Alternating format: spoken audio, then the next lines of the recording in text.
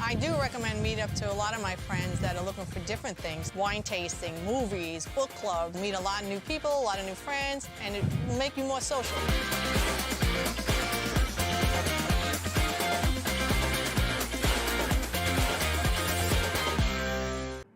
Introducing WorldQuant, the partner of the Champions Chess Tour and Chess.com.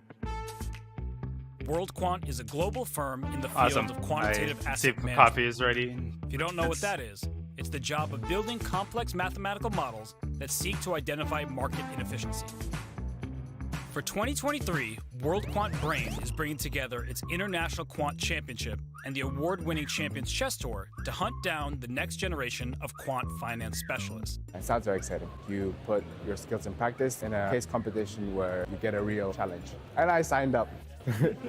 WorldQuant is seeking new talent and new energy, and it's looking at the world of chess to help. Because nobody knows how to analyze a position better than a chess player, right? No quant experience? No problem. So, do you think you have what it takes to compete in the International Quant Championship? Sign up and be the next quant champion.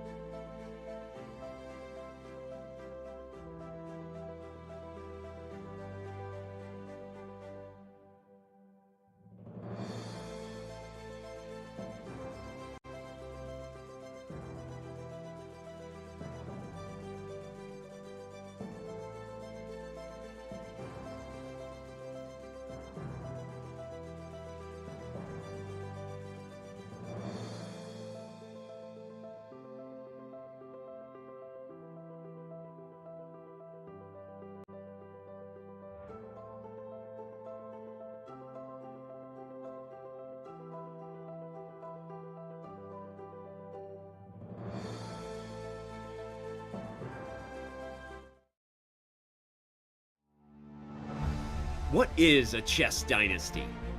Unceasing dominance, move after move, again and again and again. We have a resignation, we have history. He is the 5-time FIDE World Chess Champion. But a chess dynasty can also be cruel. It forces most to defer their dreams until next time. If there is a next time. It's losing. Oh my God, did he just blow? Yeah, he did. I'm blown away. The game is over. As the chess world turns to Kazakhstan, the Magnus Carlsen dynasty is set to close. The FIDE World Championship is finally up for grabs. For two chess superstars lying in wait, until next time, is now. Jan Nepomniachtchi has methodically done what he needed to do to get another shot at the title. I like this queen f4 move. It's a Jan move. And he likes to do it fast. He smells blood. Watch this. I know this. There I know my man. I know my man. The pressure to seize the moment this time rests heavily upon him. Ding Liren knows firsthand what the end of this dynasty means. An unexpected chance to make history. Can China's best turn his good fortune into eternal fame? This is a different Ding than the one who was wearing his hoodie, cuddled on that chair, deep in thought. He knows that this is in the bag now. The legacy of this championship spans across centuries. It reads from the names of chess giants. For the first time in a decade, a new name will raise the trophy and be etched into chess history. It's the 2023 FIDE World Championship. Whose name will next be called champion?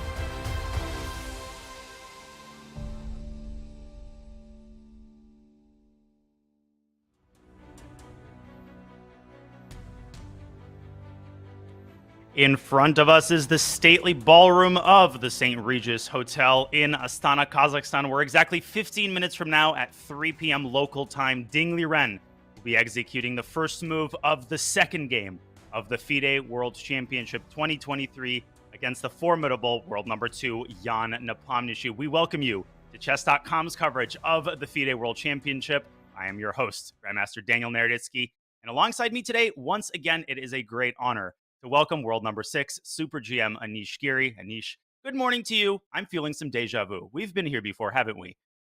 Good morning, Dania. It's a Groundhog Day.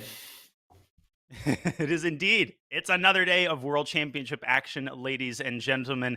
And before we delve into the specifics of this game, let's outline what's at stake. The World Championship title, of course, is at stake. That's the main thing. But there's also a pretty generous prize pool to supplement the title. There's a total prize pool of 2 million euros, with 1.2 going to the champion. And of course, the champion earns the automatic ability to defend their title in the subsequent cycle. Anish, we really don't need to belabor the point. I don't think there's anybody out there in the whole wide world who is disputing the prestige and the importance of the world champion title.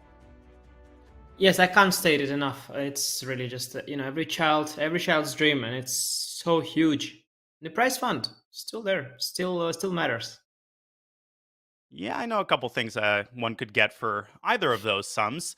Now, who is going to get that top prize of 1.2 million euros? Well, that remains to be seen, because the first game, ladies and gentlemen, yesterday ended in peace, but the game was anything but peaceful. Jan Nepomniachtchi with the white pieces, showcasing some excellent opening preparation. He had Ding, one could say, on the ropes. He was never outright winning. It was never entirely clear that he was winning, but he most certainly had serious winning chances. And yet there was a lot of resilience demonstrated by the Chinese Grandmaster to hold off the draw. A big result, Anish, for Ding Liren, who we could say, without exaggerating, was pretty close to losing that game. Yeah, definitely. Yesterday was not a disappointment for spectators. It was not one of these draws, that went perfectly from start to finish. There was a lot of action, and we saw vulnerabilities on both players' part. Ding's opening, was targeted, and Jan found a place to strike and got an advantage. And later on, Ding defended well, and Jan showed vulnerability later in the game and in his own part, and he step by step let the big advantage slip. And by the time they reached move 40, there was nothing left, and we had to see a draw. But promising start, and I expect today it will be different, because Ding will have the white pieces, but I'm hoping for the same kind of scenario, that he will find some weakness in Nepos repertoire. I'm hoping for that too, and I'm really excited to see what Ding will bring to the table. And he'll have to bring a lot to the table, because the difference in actual playing strength between these two players is marginal, no matter how you slice it. You look at these players' statistics, age, rating, only 7 points separate their classical rating. They did a little switcheroo. Ding used to be world number 2. Nepo used to be number 3 after Tata Steel. They switched, and their classical and rapid head-to-head is basically 50-50. Obviously, yesterday's draw merely tacked on what is the most common result between these two players. And Anish, I think it's safe to say that's not for lack of trying. That's just because they are legitimately amazing at chess and very, very similar in strength, but perhaps not in playing style. Would that be accurate to say? Yeah, I'd agree with that. I mean, I would call them asymmetrically equal. You know, they each have their own strengths and weaknesses. Ding is, I believe, still less well prepared in the opening than Jan. We've seen that yesterday, at least. Well, we'll see. Maybe today will be a different story, but so far that seems to be the case to me. Whereas Ding, he has other strengths. His very deep positional understanding that manifests itself in some of his best games. And we can talk about it for many hours, but basically, I'd agree with you in terms of level. They're very, very close. Indeed, they are. And one of the big questions: who can steer the games in the direction that they favor? Can Jan showcase that opening preparation, or can Ding drag these games and make them long technical positional battles, kind of like Magnus Carlsen was able to do game 6 and onward in the previous match? Well, our very own FIDE master Mike Klein is on site in Astana, working so hard to delve behind the scenes and really walk us through what's going on in the minds of these players as they go through this very, very difficult trial. Let's listen into Mike's report from round 1. Mike Klein for Chess.com in the media room following round 1 of the 2023 FIDE World Championship. We had more than a 5-hour game played, and Ding was not comfortable for most of the match. In fact, afterward, we learned that Ding had done almost no preparation for the game today, especially the opening. And even more than that, after move 1, he had spent almost 50 seconds before deciding to play the move e5 as a response to e4. But what does make Ding feel more comfortable is the amazingly new and refreshing relationship with Grandmaster Richard Rapport. At first, we knew that they were seconds. I saw them eating breakfast together. But then I come to find out that they actually listened to 80s music together. You can be sure I'll be asking what bands they listen to. Richard Rapport's got a little bit of that flock of seagulls thing going. And also, they practice English together. Of course, it's not a native language for either of them, but Ding says he actually thinks differently when he talks in English. So there you go. I don't know how exactly that is, but we'll be sure to find out. As for Jan Nepomniachtchi, he got a little bit of pressure, but wasn't quite able to convert. And we will see what unfolds in round 2 with both the game and the Richard Rapport situation. Well, thank you, Fun Master Mike, for that lovely report on Richard Rapport's Rapport. I got that perfectly. I was practicing that in the rehearsal. You did practice I got that right. Yes, I got it right. Well, that rapport with Ding Liren is, of course, so important because you need all the support that you can get in this grueling event, don't you? Yeah, and it's a big story so far. Yesterday's press conference by Ding and the newfound friendship between Ding and Rapport really, making the headlines. And it's indeed a very interesting phenomenon. And the things that Ding said, fascinating topic in general, how the language impacts your way of thinking. And it's certainly true. And that can be specifically applied within chess because, when you think of knights, you think of bishops is one thing. When you see an elephant on f1 instead of a bishop, suddenly you might think, okay, if it's an elephant, it should go all the way to b5 and not to c4. You got different thoughts.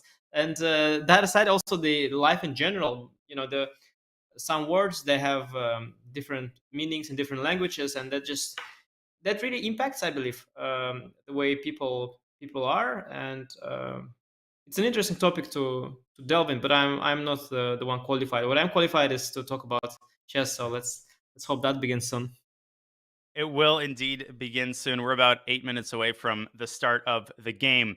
That was very well put about the way that language really impacts your way of seeing the world and obviously impacts your way of seeing the 64 squares in front of you. Well, these players, they will be seeing 64 squares in front of them for many games to come. Let's take a quick look at the overall format. If you're just joining us, this is the World Championship match. It consists of a best of 14 battle. The first to 7.5 points wins the championship. There is 1 point assigned for a victory, as is standard, half a point for a draw, and obviously 0 points for a loss. In contrast to the previous World Championship, the players swap colors each game, so nobody will have white or black 2 games in a row, and of course a draw cannot be offered by either player until move 40. That doesn't mean a draw can't be made until move 40. A 3-fold repetition can still be claimed by either player, but this draw offer rule, it's been in place now for well over a decade, Anish. I think it's a welcome change. And I think the lack of consecutive whites or blacks is also a welcome change. Yeah, it's clear the organizers and the players have spent time, evaluating how the previous matches have gone, try to draw certain conclusions, and come with a tiebreak in the format that they believe is the best as of now. And certainly, the things that we see here that make a lot of sense to me. The length of the tournament, as we had discussed yesterday, seems to be a good compromise between keeping in time with the modern world when you can't have an event lasting for more than a month. At the same time, you don't want it to be decided too quickly, meaning you want to give players some room to take risks. And when it comes to draw offer before move 40, as we saw yesterday, it worked out perfectly. After move 40, actually, the tension yesterday dissipated completely, and the game was drawn quite quickly after that. But before, we had a lot of action, and as spectators, we are lucky that the players cannot escape, this torture room and just make a draw when the pressure is the highest and questions are the hardest to answer. Listen, what's stressful for the players is good for the spectators and the commentators. So I'm certainly not complaining. I'm also not complaining about the time control, which is the most generous of any tournament or match really on tour. 120 minutes. That's 2 hours for the first 40 moves. Then another hour added to each player's clock after they execute the 40th move. Then, after move 60, 20 moves later, another 15 minutes is added. And don't ignore that last bullet point because it could be important. A 30-second increment is only instituted after move 60. This is to avoid the craziest of time scrambles. So there is no increment until move 60. Flagging is very much possible. And we did see Ding Liren experience a good deal of time pressure yesterday. But ultimately, it did not truly impact the course of the game. Well, what is going to impact the course of game 2, folks? That remains to be seen. You can see the board there in that beautiful playing hall in front of you. I think the time has arrived, Anish, for our favorite part of the day, opening predictions. This is Ding's first game with the white pieces. I predicted 1c4 on my stream yesterday. What's your call? Well, I tweeted that as well. Unfortunately, I'm not able to follow all the streams, and I apologize. I didn't know you were streaming. How dare you? Yeah, I mean, I couldn't imagine you still have the energy left after my stream. I was, I needed some, after our stream joined with you, I mean, I needed some fresh air and a lot of rest. But yeah, you are experienced streamer. You're back at it, I hear. But I predicted C4 on Twitter as well. Ding has done it in many important games recently. I also peaked, and my longtime coach, trainer, and one of the biggest chess experts in the world, Erwin Lamy, he has predicted, he had a more subtle prediction. He said the bishop will appear on g2, but how that will happen, that he doesn't know. And indeed, it could happen via the Catalan or via 1c4. I allow still a couple other possibilities. One other possibility is Ding could play a Nimzo. He's played it in an important game against Rajabov at the Candidates, the game that he actually lost. But he wanted 20 to win something it. moves. Yeah, but so probably he will not do that actually. Some bad memories there. And he could play 1e4, the logic being that Jan pretty much only plays the Petrov lately, which is a target potentially. And Richard Rapport is also an expert on the Petrov. So besides that 80s music, they could be talking some Petrov. There is a chance for 1e4 as well. Basically, anything can happen. Yeah, in between generous helpings of name an 80s band, of course, I can't come up with a single one when the moment arrives. I'm more of a 2000s and 70s kind of person. I need to stay away from that topic because I'm just going to embarrass myself. There you can see the players arriving. Jan Nepomniachtchi doing his classic swiveling. There are 2 minutes or so until the start of the game. The players writing down the information on the score sheets. This is a official chess game. They do the exact same thing before this game that they would do before any tournament game. 1c4, it's a versatile move. It's a move that has been incredibly fashionable now for well over a decade. The fashions within this move have obviously changed. And if Ding does indeed play c4, Anish, a big question would be, how is Jan going to respond? Is he going to play principled with 1e5, essentially the reverse Sicilian, or is he going to stick to the same opening scheme that he chose against 1d4? Yeah, I believe there was an evolution in Jan's repertoire. He used to play knight f6, and then eventually he moved on to e5, e6 being another common move. I would expect that if c4 would happen, Jan would follow it up with e5. He has beaten Ding with 1c4, e5 in the first game of the Candidates tournament, the last one, the one that Jan finished first and where Ding finished second. again, I don't know how much importance Ding puts to these memories that he had, and he also had good memories, in the English as well. And I think he kept playing 1c4 in the candidates even after losing to Jan. So I don't think that impacts him very much. The question is, has he found some ideas against c4, e5, or perhaps he has some attempts in the Nimzo or in the Petrov or in some Catalan? Hard to speculate, but if we have to put a percentage, the one with the highest percentage, yeah, there must be 1c4, and then I would have to say 1e5 being the like list. And in many ways, as you can see, Jan kind of approving applauding. Thanks, there Jan. we go. And now it's Ding's turn to approve, and we always have a different dignitary making the ceremonial first move, which is not the official first move of the game. It is then retracted by the player who can make the same move or a different move. This is just a tradition to include, the dignitaries and the various individuals who make this match possible, and a little posing for a photo. I think that's C4, Anish, but it's impossible to say. I think it's D4. I was trying to zoom in there. I think it's D4, and I believe Ding is such an honest man. He probably will actually play D4, and no deception there. Well, we're about to find out. The first move of Game 2, ladies and gentlemen, of the FIDE World Championship 2023 has been played. And it is indeed 1d4, to which Jan responds by developing his knight. All right, next question. What is Jan going to play on move 2? It must be e6. Must be e6. He's He did play the Grunfeld in the Grunfeld. past. In the past, exactly. But in the World Championship match and in the candidates, he's stuck to e6. Great call. And Ding, no Nimzo for us today. He develops the knight to f3. It's got to be the And Catalan. Nepo. Yeah. And indeed, whoa! What? He mouse slipped. The G pawn is the one. It's the other one. It's not that one. It happens, H3? The board is No, long. he's and played you just- H3. It happens. I mean, he tried to play G3. The hand slipped to the right, and this is crazy. This is crazy. Wow. H2, H3 has just been played on move 4 of this Queen's Gambit declined position. Not G3, folks. That's the Catalan. H3. Preparing G4. Have you seen this move before? Anish, I have so many questions right now. There's so much going through my head. There's so much going through Jan's head right now. What's happening? Well, first of all, it's clear that Richard he has been involved. He's behind this. He's behind this. Richard is now smiling, listening to. Unfortunately, I'm also not really aware of He's like 80s. I don't know where. Probably Abba is somewhere there, but maybe I don't know. Maybe it was before. You probably know better. But yeah, the H3. It's clearly the cooking of rapport. That's a crazy move. What I can tell you, I know is kind of common, is after knight c3, bishop e7, the Queen's Gambit declined.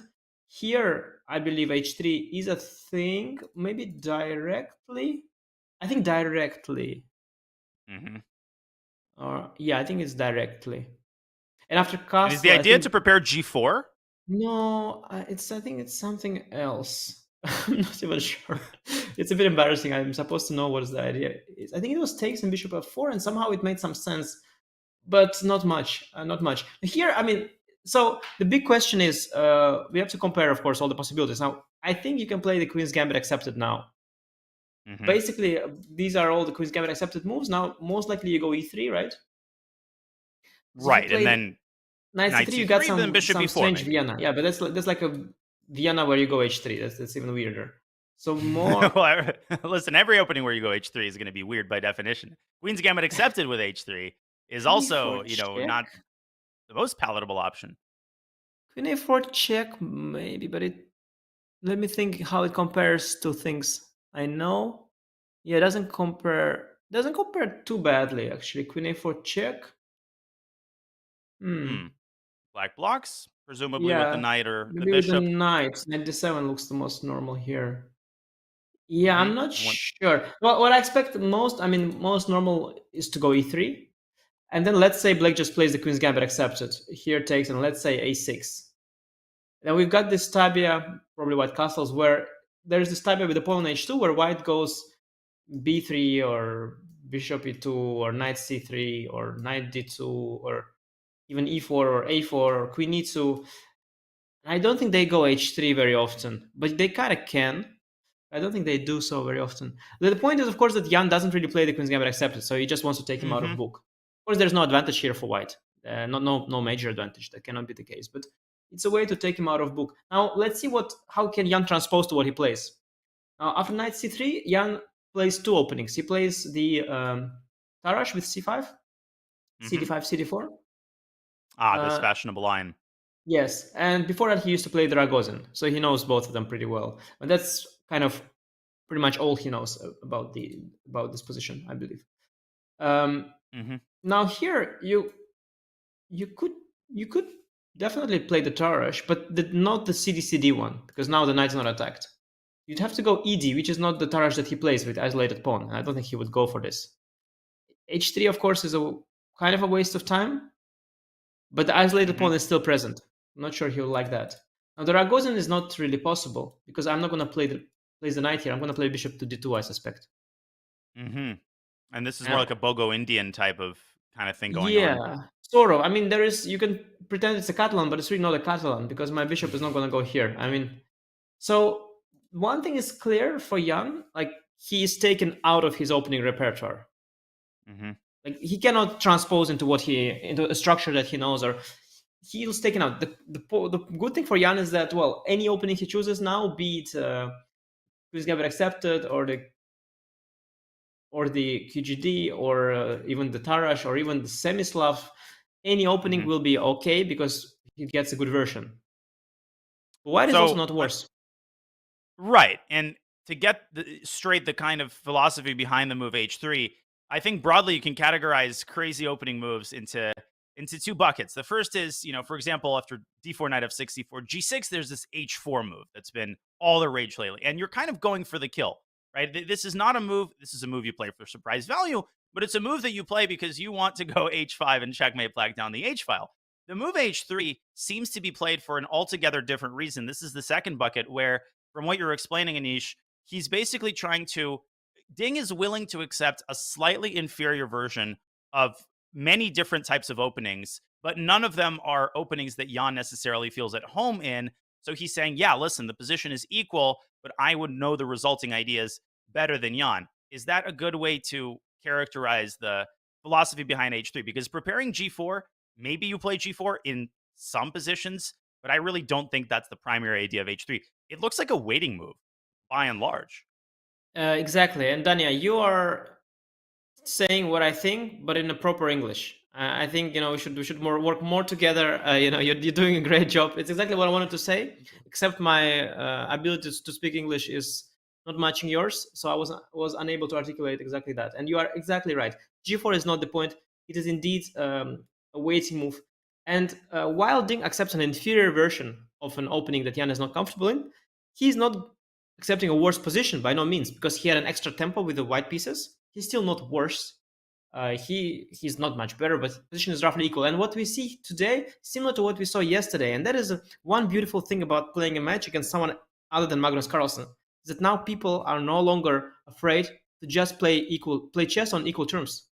They're both confident. They both believe that they're better than the opponent. And that can only be the case when you pit two players of equal strength against each other. And when they played against, or had Ding played against Magnus Carlsen, probably wouldn't have done that, because Magnus's weaknesses are not playing chess. His weaknesses are opening preparation. So you really try to squeeze the most out of the opening. You try to go for the long lines that Magnus doesn't want to memorize, that he doesn't memorize well, and you really try to extract the most from the opening. Whereas when Ding plays Nepo, Ding thinks, if I get a position where Jan is not familiar with the position, I'm a better player. Nepo yesterday thought exactly the same. And that's a beautiful thing about having a match where two players are very close in strength. And I want to unpack, Anish, what is going on in Nepo's mind right now as he's taking now 7.5 minutes and counting, looking up at the skies there, trying to figure out the proper response to h3. I did have a minor question about possibility of seeing h6 here and responding to a waiting move with a waiting move. Then it occurred to me that h6 creates a target on the king side. So anytime black castles, g4, g5 actually then does become a serious attacking idea. But Jan seems to be the kind of guy who could do something like h6 or maybe a6, something maximally flexible to try to toss the ball right back into white's court. But more broadly speaking, Anish, I just wanted your thoughts on what you think is going through his mind right now. Is he just busy choosing The line, has he figured out why h3 is played, or is he still trying to get his bearings and really pinch himself and make sure that Ding actually did just play for h3 in this position? Well, I mean, you pinch yourself very quickly because you gotta react to your opponent, and it's a world championship match. There's no time to philosophize. It's really a matter of action and a matter of solving problems. So I think he was sort of shocked for 10 seconds, and then he started thinking. Now there might be a small thought going through his head where he regrets not having taken a very brief look at this move, because it makes sense to look at it a little. Yeah, of course he plays the Queen's Gambit accepted. I think that feels by far like the most critical option. H6, A6 is something you play in a title Tuesday, where you want to sort of show your opponent, I don't care about your psychological pressure. I also play H6, A6, whatever. Let's have fun. But in a World Championship match, it's a different story. You have a lot of time. You want to make the best move, and I think DC, I would intuitively also think that Queen's Gambit accepted is the opening that is the most principled when you waste a tempo with a move like h3. And Jan is somewhat familiar with Queen's Gambit accepted. He had a game with the white pieces against Gukesh in the recent tournament, the last one he played in Germany. So he knows something about Queen's Gambit accepted. Maybe not too much, but some ideas. He has some plans with the white pieces. He knows something, and whether that will be enough, we will see. But DC, I think I can stand behind that. And neither player is sitting at the board. Of course, Ding wasting no time going to his favorite spot, the rest area, and Jan seems to be doing the same. So we have chair versus chair. We've gotten used to that from yesterday. Now we have Grandmaster Min Lei in the chat, and thank you to everybody who is joining us, whether it's early for you or later in the day. We appreciate it. This wouldn't be as hype without you. Now, G2, G4 in this position should not be entirely discounted. Obviously, E3 is the move that I would bet a silver dollar on if I was a betting man, which I'm not. Anish, G4, is there any possibility we see that, or your earlier proposal, Queen A4 check? So I think how people used to play these offbeat lines back in the day, before the engines became so strong, is indeed they try to make a weird move and follow it up with a point. So they would consider G4 here. They would consider placing the bishop on F4 so it can go to H2. They would try to make sense of H3. But how people play these weird moves now is they make a weird move and then they follow it up with the first engine line, which I suspect is the move E3. So it's different. Like you don't make a move H3 to follow it up with the wrong plan of G4 and all that. You play H3 because it's H3, because it's new, it's unstudied. And now after GC, okay, it's time, just time to put that behind you and start making the best moves, because you cannot afford too many inaccuracies in the opening. And indeed, he plays E3, and he's going to go for this Queen's Gambit accepted, not the most challenging system with H3, a system that doesn't exist, but hoping that Jan doesn't know how to deal with that, with these kind of positions. And indeed, he has very little experience in the Queen's Gambit accepted pawn structures.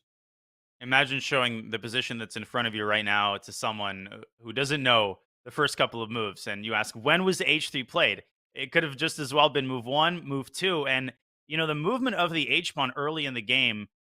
To me, I feel like it all started with that blitz tournament of Garry Kasparov. He played H4 in a pretty well-known Nimzo Indian position. Then people started doing it in the King's Indian. And I see that you're showing that line right now. Let's pull up an analysis board really quickly, because this was the beginning of a movement. Knight F3, DC, exactly, B6. And here, Garry Kasparov uncorks this move H4, which, however many years ago that was, Anisha, 5-7, was still, wow, you move the H-pawn without developing your pieces. Now, we see H3 on move 4 of a world championship game, and, we barely bat an eye. I mean, just kidding. We're still pretty surprised. But these H4 moves, H3, waiting moves with the corner pawn, really the ability to be creative in the opening, it's detracted in certain ways, and that you can't play certain things that have been refuted. But I think, Anish, you'll co-sign me on this. You can be creative in other ways now, and you can do things that would be pretty much unthinkable 20, 25 years ago, as Jan still hasn't returned to his board and still hasn't decided whether to cling to that C4 pawn.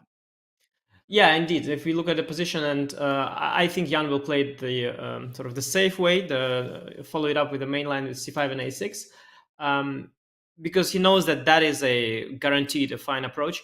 B5 is very principled here. It's usually dubious, but white having wasted the move on the move h3, yeah, he doesn't do that. In fact, you can kind of play b5, because I know this position with colors reversed, with a white pawn on h2 being black. You know what I mean? So you would sort of lose a tempo and in an opening like this one, you would get this position, yeah, basically.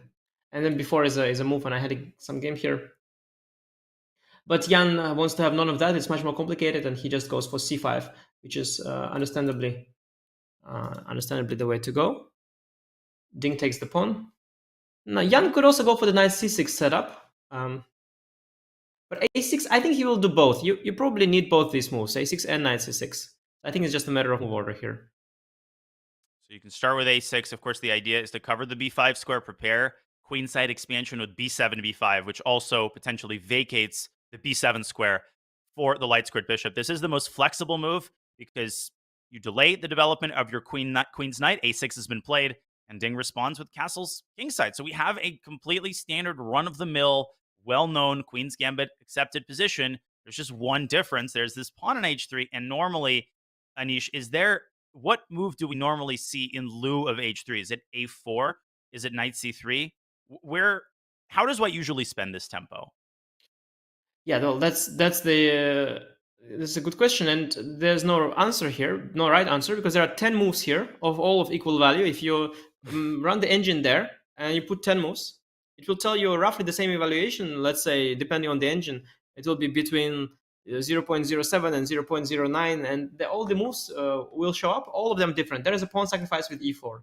There is a4 stopping the expansion. There is knight c3 developing the knight. There is knight d2 developing the knight. There is b3 developing this bishop. There is bishop e2 going back. There is bishop d3 going back. There is bishop b3 going back. There's queen e2. There is also rook e1. And all of these moves have different ideas, but in terms of their strength, the engines rank them as more or less of equal value. So plenty of different plans. h3 is actually very confusing because white hasn't committed to anything. And there are advantages to that. So for example here, if black chooses to play b5, after bishop e2, bishop b7, now imagine the knight was on c3. Then after a4, b4 would target the knight and gain a tempo. But now that the knight is still on b1, we managed to exploit the fact that we lost this knight c3 tempo, because now we actually gained it because we don't have to retreat back. This is an example of how making a waiting move could actually be beneficial. And if I may just to add to your point, if we go back to that position after b4, the point that you're trying to make is that the knight can directly head to the c4 square. This is one of the typical ideas of the Queen's Gambit accepted. The knight heads to d2 and then to c4. And once you reach c4, white can start to surround some of these weak squares. When you push a bunch of your pawns like this, you leave a lot of squares behind. You can think about the b6 square. And even if you're not a Queen's Gambit accepted player, you can see how white can develop rather nasty pressure on the queen side. So that's why Jan is not blitzing out b7, b5, which is a move, Anish, that I think would be very automatic to someone who is not initiated in these ideas. But a perennial Queen's Gambit accepted player knows that you don't push your queenside pawns unless you've put a lot of thought behind doing so. Yeah, and I just want to correct you here, just so that you draw the arrow correctly, because some people who are not aware of how the horse moves, they could get confused. The knight does not go from b1 to c4, it goes via d2 to c4. So please draw that arrow correctly, because it's very important we established that right. Thank you. Hey, commentators get to do whatever they please, Anish. You should know that. It's day 2 already. We can put the knight on c4 if we want to. It's people like Jan, Nepomniachtchi, and Ding who have to play by the rules. But let's go back to the live board. Castles kingside is the last move on the board. Jan has spent 15 minutes. So b7, b5 is one option. Knight c6 is another option. I would imagine that bishop e7 and the development of his kingside would be a third way to play here. Well, I think, frankly, knight c6 will come for sure. So b5 we established is sort of not good because of this a4 idea later. Bishop e7, the problem with bishop e7, I can take on c5. Then you'll have to recapture that pawn, and you had lost the tempo moving this bishop. And the only other move than knight c6 that kind of makes sense, logically speaking, is knight d7. But this move is very committal because very often you prefer knight on c6. So I think here, frankly, Jan will take his time. Okay, you could also start with CD, but no, I think knight 6 is much more flexible. I think he'll go for knight c6. I don't see And any issue with that. and in response to knight c3, would it be fair to say that b5 then would eliminate the efficient transfer of the white knight to c4 in that line that we looked at? So that would be one benefit of waiting for this move, as you had described earlier. Yeah, absolutely. Now b5 definitely has much more arguments going for it. Although, of course, the play becomes very different. I mean, I imagine you place the bishop on d3 here, and after bishop b7, you can do something like, you don't have to, something like a4, b4, and knight to e4. So the play becomes completely different. But already it feels more justified having played b5 when the knight was on c3, because after b4, you at least force the white knight to make another move and waste some further time instead of developing this bishop here. So definitely sensible. Also after knight c3, here bishop e7 is an option, also cd is an option here. The thing about h3 is that it's not such a useless move in many of these positions. For example, in a position like that, you know, for example, even if everything gets traded on d5, sometimes h3 is a useful move because, you know, position gets opened up, you prevent bishop g4. Also, you create a space for the king. I mean, for future, yeah. So it's not an awfully dumb move. Also, sometimes maybe you can play bishop f4, and you've got some room for the bishop. So some arguments for h3 is not a completely pointless. So Jan is thinking about all these possibilities and thinking where is the move h3 the least useful, and he's still stuck at this position, thinking here, which goes to show that he is really not so familiar with these positions, because had he been familiar with them, he would know that knight c6 is another one of those moves that are pretty safe to make. Mm-hmm. So to compare this, Anish, to yesterday's preparation exhibited by Jan, that rook e1 move. So we have rare moves early on in a very conventional opening. This takes it, of course, to another level. But I think the key difference between these two choices, rook e1 is a very concrete attempt to pose serious problems, whereas h3 is a more, I don't want to call it a psychological ploy. He is trying to get an advantage on the board, but he's trying to do it in a different way. He's trying to do it by dragging Jan into unfamiliar territory. So how would you compare the nature of Jan's surprise weapon yesterday and 4h3 today?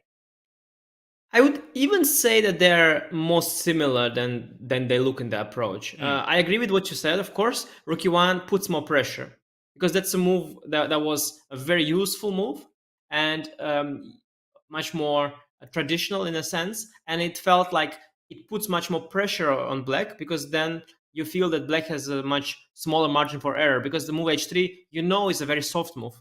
It's almost wasting a tempo. So you know that it puts very little pressure, and black has now a lot of room for options, normally speaking.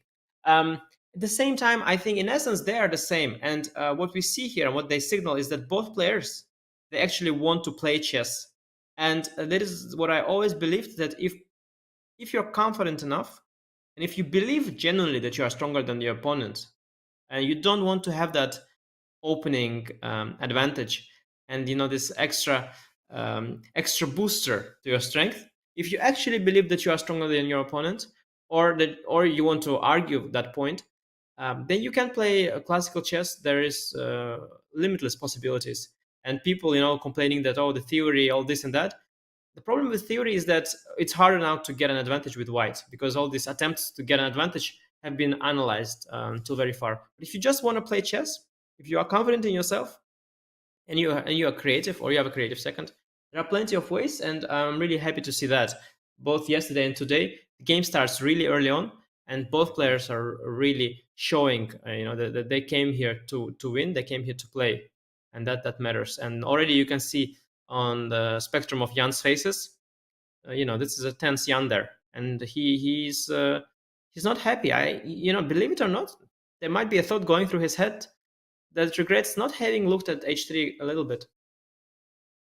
Yeah, and this is awesome. I just want to mention that it's move 7 of the World Championship. We're already in we're simultaneously in completely familiar territory. We have a Queen's Gambit accepted, and yet in a different kind of way, we're in totally unfamiliar territory. More importantly, it's somewhat unfamiliar territory for Jan Nepomniachtchi, and again, to reaffirm what I said yesterday, I'm trying to pay less attention to body language. You just never know what the surface level gestures and gesticulations actually signal. But it's pretty clear that Jan, this hasn't gone according to plan, and he's not necessarily thrilled to be facing a new set of challenges in a position he doesn't feel at home in after only move 7. Of course, Ding has been gone from the board ever since he castled now for the entirety of the 9 minutes that Jan has spent on Castle's kingside. But Anish, I'm totally with you. Some doors open, others close when you trace the way that fashions in the opening change. But in many ways, right now is an era of tremendous creativity.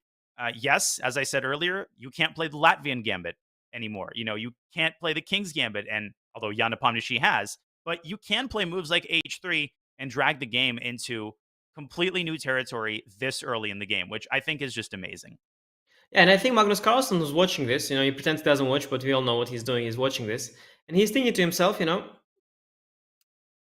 was I right, or did I just have the wrong approach? Because I'm sure he would have loved to be there in Ding's position now, looking at Jan, thinking, having this position where he can be creative and show his real chess strength. So I do think that this kind of approach, it opens another chapter to classical chess in general, and it shows us that you can still be extremely creative early on, and you even see the bar. The bar is even here, you see, slightly above. It even gives a small plus to white. So white even has a small opening advantage here, in fact, a very small one. But add to that the unfamiliarity of Jan with the position, and the fact that Ding has studied the position in great detail, not only with the report, who is rated 2750, but also with the chess engine rated 3700. So Ding is having quite an edge now in the opening, because he studied the position with the entity that is 1,000 elo points stronger than Jan. So Jan is facing this monstrous opponent, and quite a challenge here. And I think I really like it. And the fact that Jan is thinking this long, it proves that it was a great idea by Ding. In fact, going back to this position, I would still be thinking once again what were the options that were perhaps more practical. But finally, Jan goes for knight c6. Yeah, I literally was about to point that out. Jan took a lot longer in this position, which is now more clearly defined than the one after h3. He took 6 or 7 minutes, but I've seen players take 20 or 30 minutes after facing an opening surprise of kind of these proportions. So maybe a little bit of regret by Jan that he chose a line that Ding most certainly expected as the most reasonable option. Maybe Jan feels that he should have invested just a couple more minutes, maybe found something that Ding didn't invest quite a lot of time in, maybe something I'm a little bit more familiar with. But all of that is behind him now. He's made his choice, and he has to roll with it. And he rolls his knight out to c6, Anish, as you predicted. And of course, as we have now come to expect, neither player is at the board. Yeah, we got a good comment there from the chat saying, Jan prepared for months, Ding rendered pointless, and 4 moves. Wouldn't be happy either. Yeah, but frankly, Jan could have prepared for h3 as well. I mean, I'm a little bit of a control freak, so perhaps it's sick a mindset, a sick approach. But I would be thinking, if I were at the match, that yes, I should have looked at h3 actually, because it looks ridiculous, because you've been raised with these traditional values of developing pieces first. But for modern chess standards, it's not such a bad move, and I've seen worse things happen. I mean, we had seen Magnus Carlsen play this crazy move a4 here in this position. First, a4? Okay, the story is quite long. Basically, he first played a match against Parham Maksudlu where he mouse slipped a3 into a4. And then it became a novelty. Yes, there was a speed chess championship that he won. It was first round of the 2022 season, I believe. And then in 2023 season, again, first round against Gukesh. And again, the same position. And this time he played a4 already on purpose, as sort of a little, whatever makes him happy, basically. The kind of humor the Norwegian world champion has. But that move is like much more outrageous because it just creates weakness, doesn't add any value. And still, by the way, he won both the games against Parham and against Gukesh. Of course he did. yeah, obviously. But the move h3 we see here is not near as that, doesn't create any weakness, and is only, if anything, slightly useful. So in fact, as black, you would definitely prepare for World Championship match this kind of systems where you get this colors reversed. But then, okay, as white, you could also look into that. I mean, it's sort of, we have some sort of a bias, because of the way we learn chess, is that the white should play sort of a normal traditional moves like knight c3 or develop this bishop, or even e3 looks more normal to us. Even knight d2 looks more normal to us, but the move h3 is just one of the moves, and there's no need to dismiss it. And now we come to an interesting point, because after knight c6, obviously Ding is still in his prep. I think this is pretty much the main line of his prep, I believe. The response of Jan is the most likely one, the one that I would also expect from my opponent. And here we'll see what Ding will choose. I guess knight c3. Knight c3 is indeed his choice, Ding. And he's not playing any games, much like Jan was not doing that thing yesterday. You won't fool Jan into thinking that this is not part of Ding's preparation. He knows that Ding is still very much in his file and is likely to remain within the main lines of his opening file for the next couple of moves, no matter what Jan plays, because in many ways, Jan's setup here, Jan's choices are pretty narrow, Anish. I mean, b5 has to be played.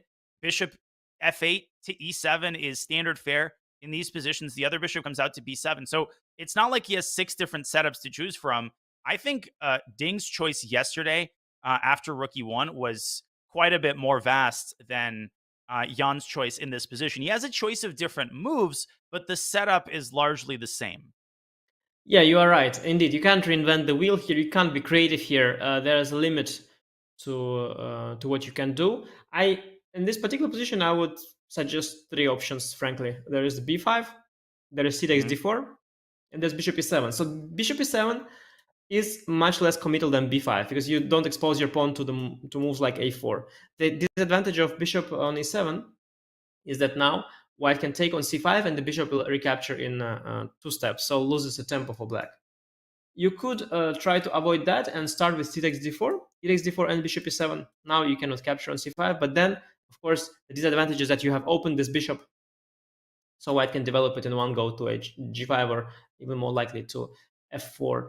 And finally, indeed, the third option we discussed, the most natural, is b5, but then, as I mentioned, pawn gets exposed to a potential a4, which is also not so simple. So 3 options here. I think all other moves are just weird. I'm not sure they make sense. I mean, I don't know. You could make a case for h6 once in a similar position.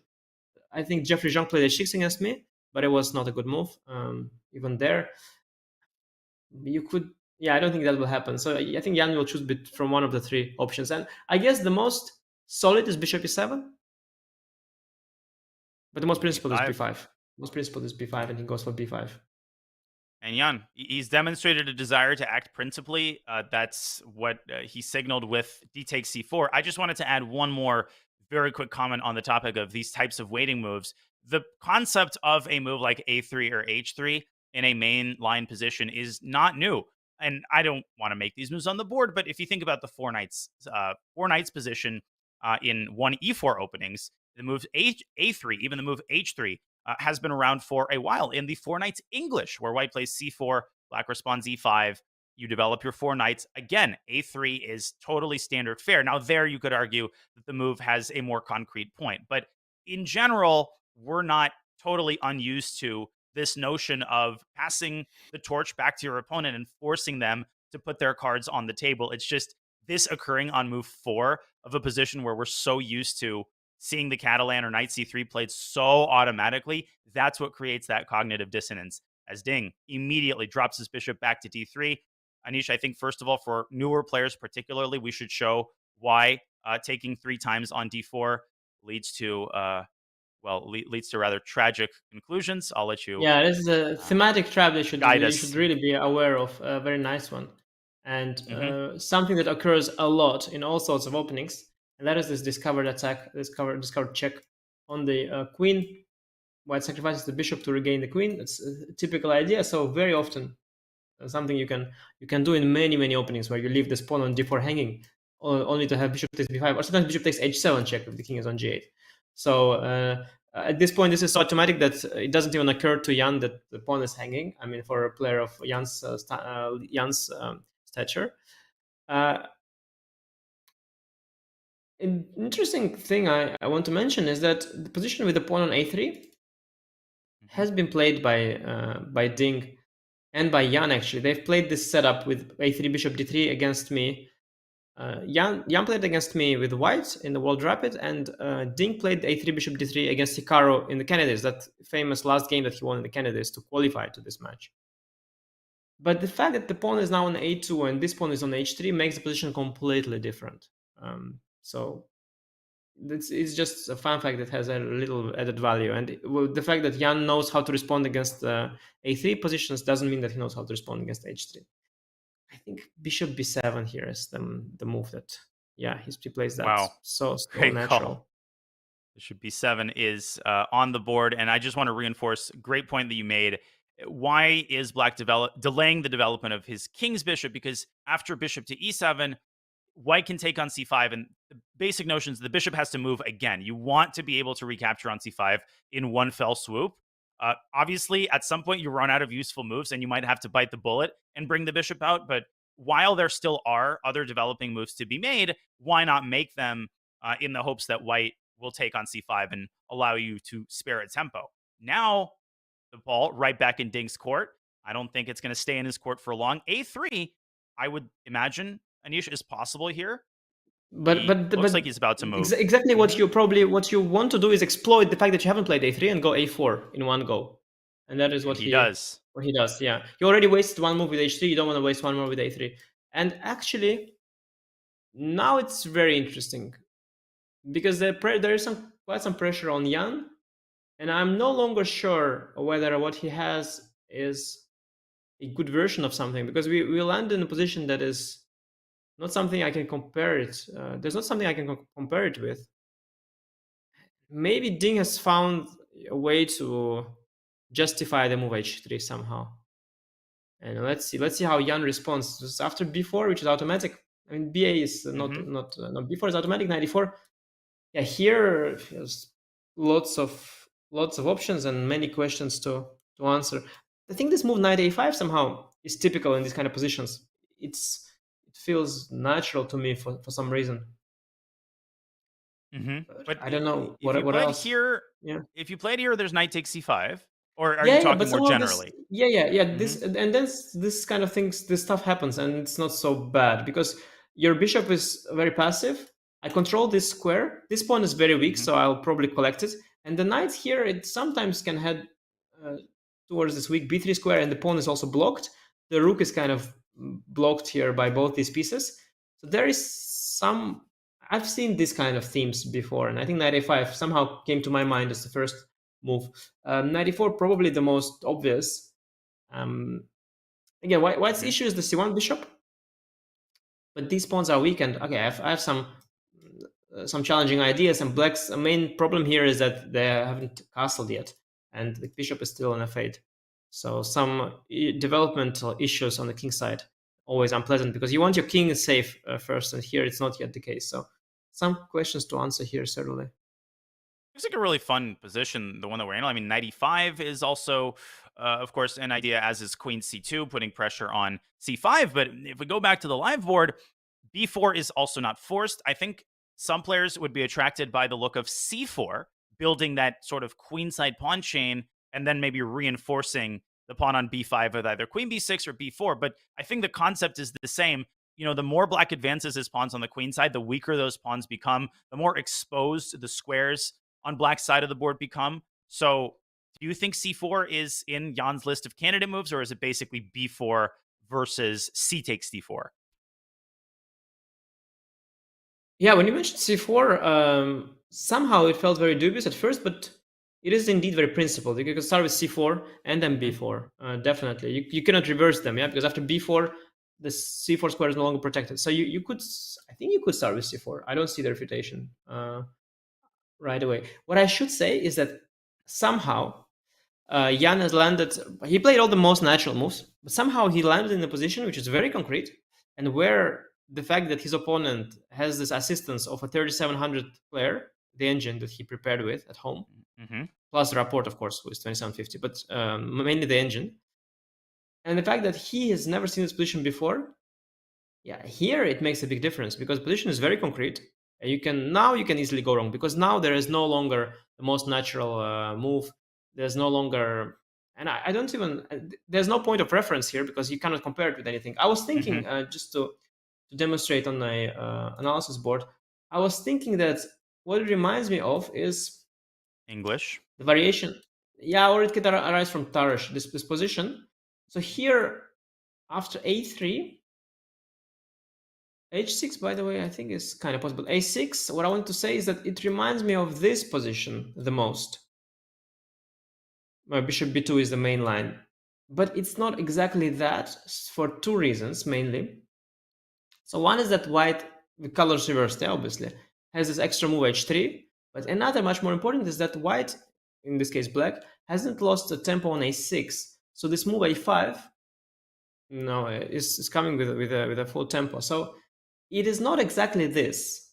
I mean, it's really not this. It's a significantly worse version for Jan, basically, than this. So, and I can't quite draw any other parallels. Maybe there are some similar lines in the Queen's Gambit accepted that I'm not aware of. But I think that Jan's facing basically some new problems and preparation. And the price for move is very high because maybe c4 is right, maybe b4 is right, and I don't know. So I think he's in a very tough spot, and I don't know how he ended up there after h3, but he suddenly ended up there. He was also facing a very relatable problem, the sort of 3:40, 3:30 p.m. nap time. You know, he had a nice lunch. You're only just playing the World Championship match. So he kind of leaned back in his chair. Now he's put his head in his hands. So I don't think that's because Jan is tired necessarily. I think he's just trying to gather himself.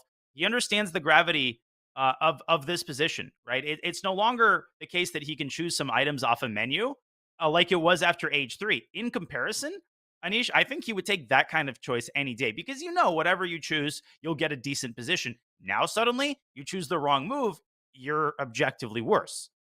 Well, it's like choosing a menu, in a Chinese restaurant when you are allergic to peanuts and how the dishes are with peanuts.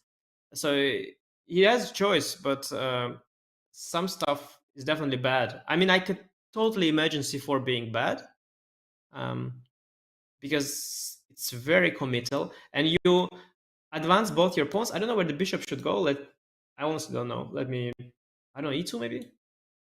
Yeah, let me go. Okay, bar doesn't like it.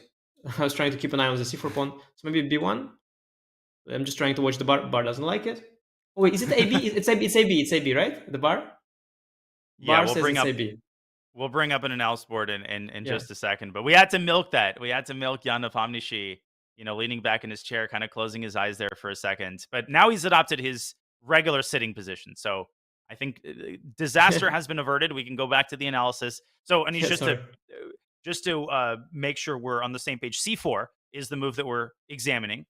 And there you're trying to figure out where to bring the bishop or whether to take on b5 first. Yeah, apparently it's taking on b5 first. But I could totally see this being too committal and exposing the pawns a lot because after AB, suspect we take with the bishop probably. Now I move the bishop probably to e2, keeping an eye on this pawn in case of b4.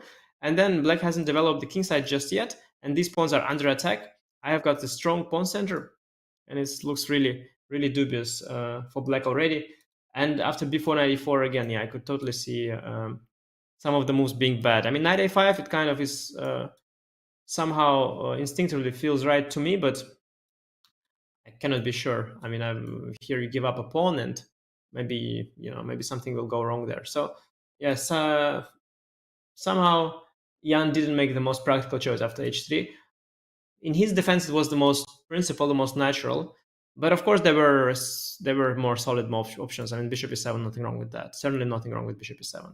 And I don't know. I mean, the same is Slafford. Even the move a6 made some sense, but I guess bishop e7 is the and the Tarash, as I mentioned, the CD-ED Tarash. I think in this position, the move h3 is of very little value because usually you develop the bishop to g2, and then it only softens up your pawn structure. So not even sure Jan's choice of DC was the most optimal one, but one way or the other, He landed in this position, and now he has to answer questions. You also mentioned CD, I remember, yeah? Yeah, that would be definitely something to consider. And when we say IQP, as a result of e takes d4, that stands for isolated queen pawn, which is a very typical. Obviously, there's an isolated pawn. That means a pawn that has no neighboring pawns to either side of it. No pawn on the c file, no pawn on the e file. And the isolated queen pawn in particular occurs very, very frequently, this type of structure in 1d4 opening. So the question is, who does this benefit? There's no one word answer to that, Anish. That depends entirely on where the other pieces are placed and what's going on the sides of the board. Well, I'll tell you what's going on the queen side. Black is under serious pressure, and after b4 94, weak c5 square, black's position just feels flimsy, doesn't it? I don't know what flimsy means. My English vocabulary is very, very narrow, but the sound of the word, yeah, I agree. Yeah, it's It is onomatopoetic. flimsy. Yeah. It is flimsy, definitely. There is debate if h3 in chat, if h3 should be called Ding variation or Richard Smile variation, but I do think Ding will give credit to his music buddy after the game, especially if he wins. He will say that he's grateful to his new friend, and he said if we were speaking in Chinese, I would never play h3, but now that we spoke in English, I felt empowered to play the move h3. Because in Chinese it sounds completely ridiculous, but in English it sounds okay. Yeah, they were listening to their 80s hits. They were practicing their vocabulary, and boom, H3 comes to mind. It reminds me of, the funny thing is, when H3 was played, I did briefly buy into the idea that it might have been a quote-unquote board slip, and that's not without precedent. My old coach, Grandmaster Gregory Kaidanov, he told me a story of a game in an old Soviet championship he was playing against a fellow GM. They had agreed to a draw because they were friends, and they agreed to make a forced draw on a Najdorf. So Gregory plays 1e4. And, sometimes you're kind of making the move as you're writing down your opponent's previous move. So Yudasin, his opponent, is writing down e4, pushes a pawn, looks up, and sees that he's played 1b5, which I think is actually the worst response to e4. It literally is like the reverse Grob. The Grob already loses for white. This is even worse. So Gregory, true to his character, he retracts the move for Yudasin and puts the pawn instead on c5. So it was classy. They did end up making the draw. Took me a second to realize h3 was actually intentional. Yeah, and especially since we are looking at the board, at the camera from a side, and the chessboard has this interesting property that when you look at it from a side or an angle, sometimes you don't see the squares correctly. It's an interesting phenomenon on its own, by the way. You can try solving puzzles diagonally. It's extremely hard. Like I lose like 150 rating points when I look at the board diagonally. It's just really weird.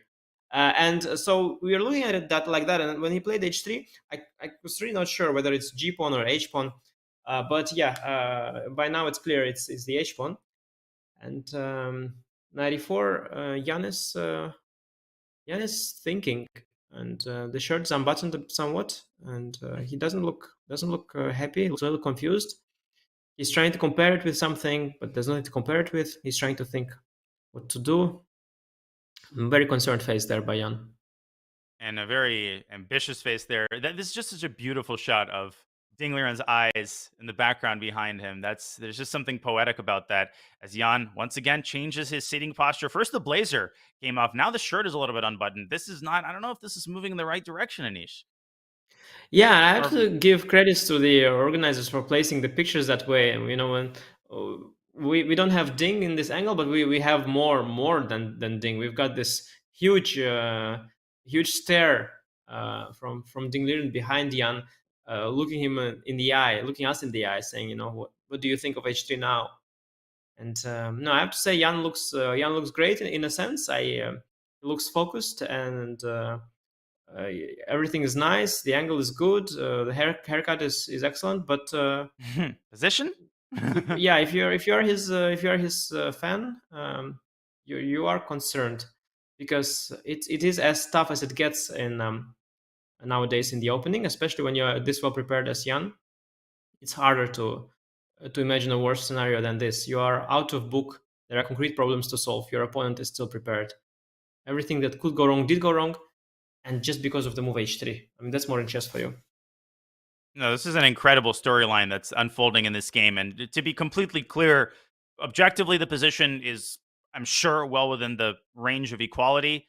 but there's at this point no longer any question that the opening experiment has been a success, which has nothing to do with how the middle game goes. You could lose the game and the opening experiment could have been a success. And, B, Jan now down 30 minutes, and first two games, both players demonstrating incredibly astute ability to shepherd the game in their direction, right? That's what we talked about before the round. Can these players have diametrically opposing styles? Can they get their types of positions? Not only does Ding have a position that he knows better, I think he has the kind of position that he feels incredibly well. I mean, he beat Hikaru in a Queen's Gambit accepted, and now he's got what he wants. Knight to a5, Anish, another great call by you. It's on the board. It's a pawn sacrifice, and it's a Jan Nepomniachtchi who gets up and tucks his shirt behind his back. Yeah, I mean, I don't know from where, but it's a pattern that I've seen before, for sure, this knight a5 thing. And Jan also has seen that as well. I can't think of the opening where I've seen it, which line, but somehow it rang a bell.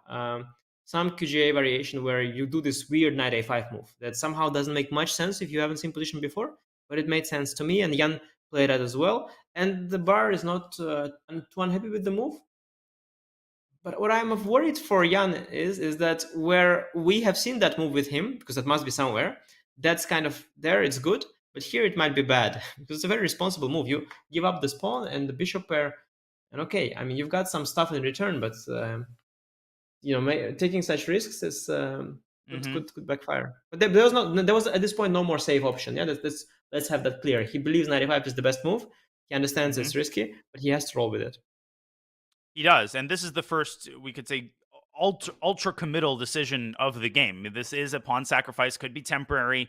You're also packaging in the fact that you're giving away the bishop pair. So already several concessions made, and Jan believes that his queenside pressure, his command of the b3 square, the bishop on b7, which is going to reign on the long diagonal. We'll see if all of that compensates for the pawn and the bishop pair. It should also be noted that knight takes c5 is not strictly forced. I would imagine that this is still Ding's preparation. Anish, you can fill me in on this, but knight takes f6 check, dragging the queen out, and then something like e4. I've seen similar types of ideas where the dark squared bishop comes out to g5, and this has to be seriously assessed. Yeah, unfortunately for Ding, it has been assessed by his 3700 rated helper at home, and they've come to conclusion.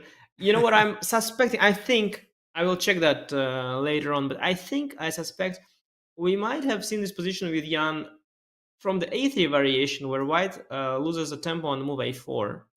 And then likely white's pawn is still on h2. So what could be the case is that actually white won a tempo after all. I think that could be the case. That's what I deduced from the engine evaluation and the and the look of this position. So it is kind of interesting how finally Ding was able to outsmart Jan here. And we are waiting for Ding to return, but I am absolutely certain that he's still well in his preparation. If he's out of his preparation here, it would be a huge blunder, huge mistake on his part. I am convinced that once he returns, he'll make a move quickly. Indeed, it's hard to say. It takes here or here.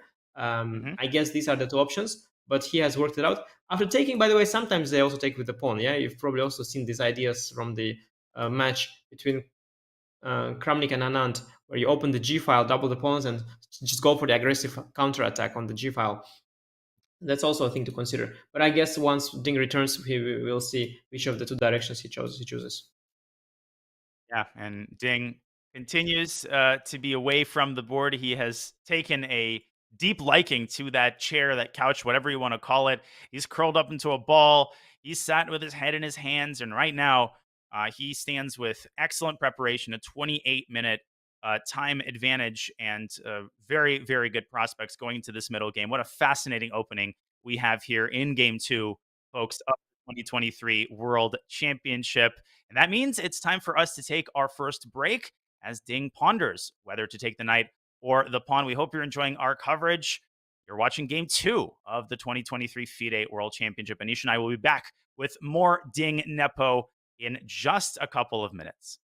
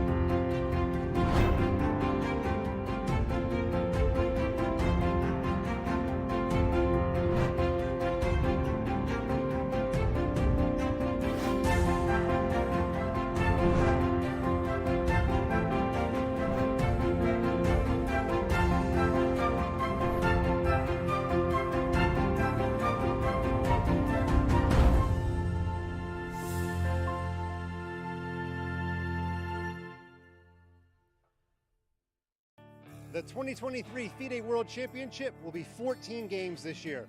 We're going to see a lot of traps, pins, forks, skewers, maybe even a trap door. But you know what? Let's put this cone here just in case Jan or Ding walk by.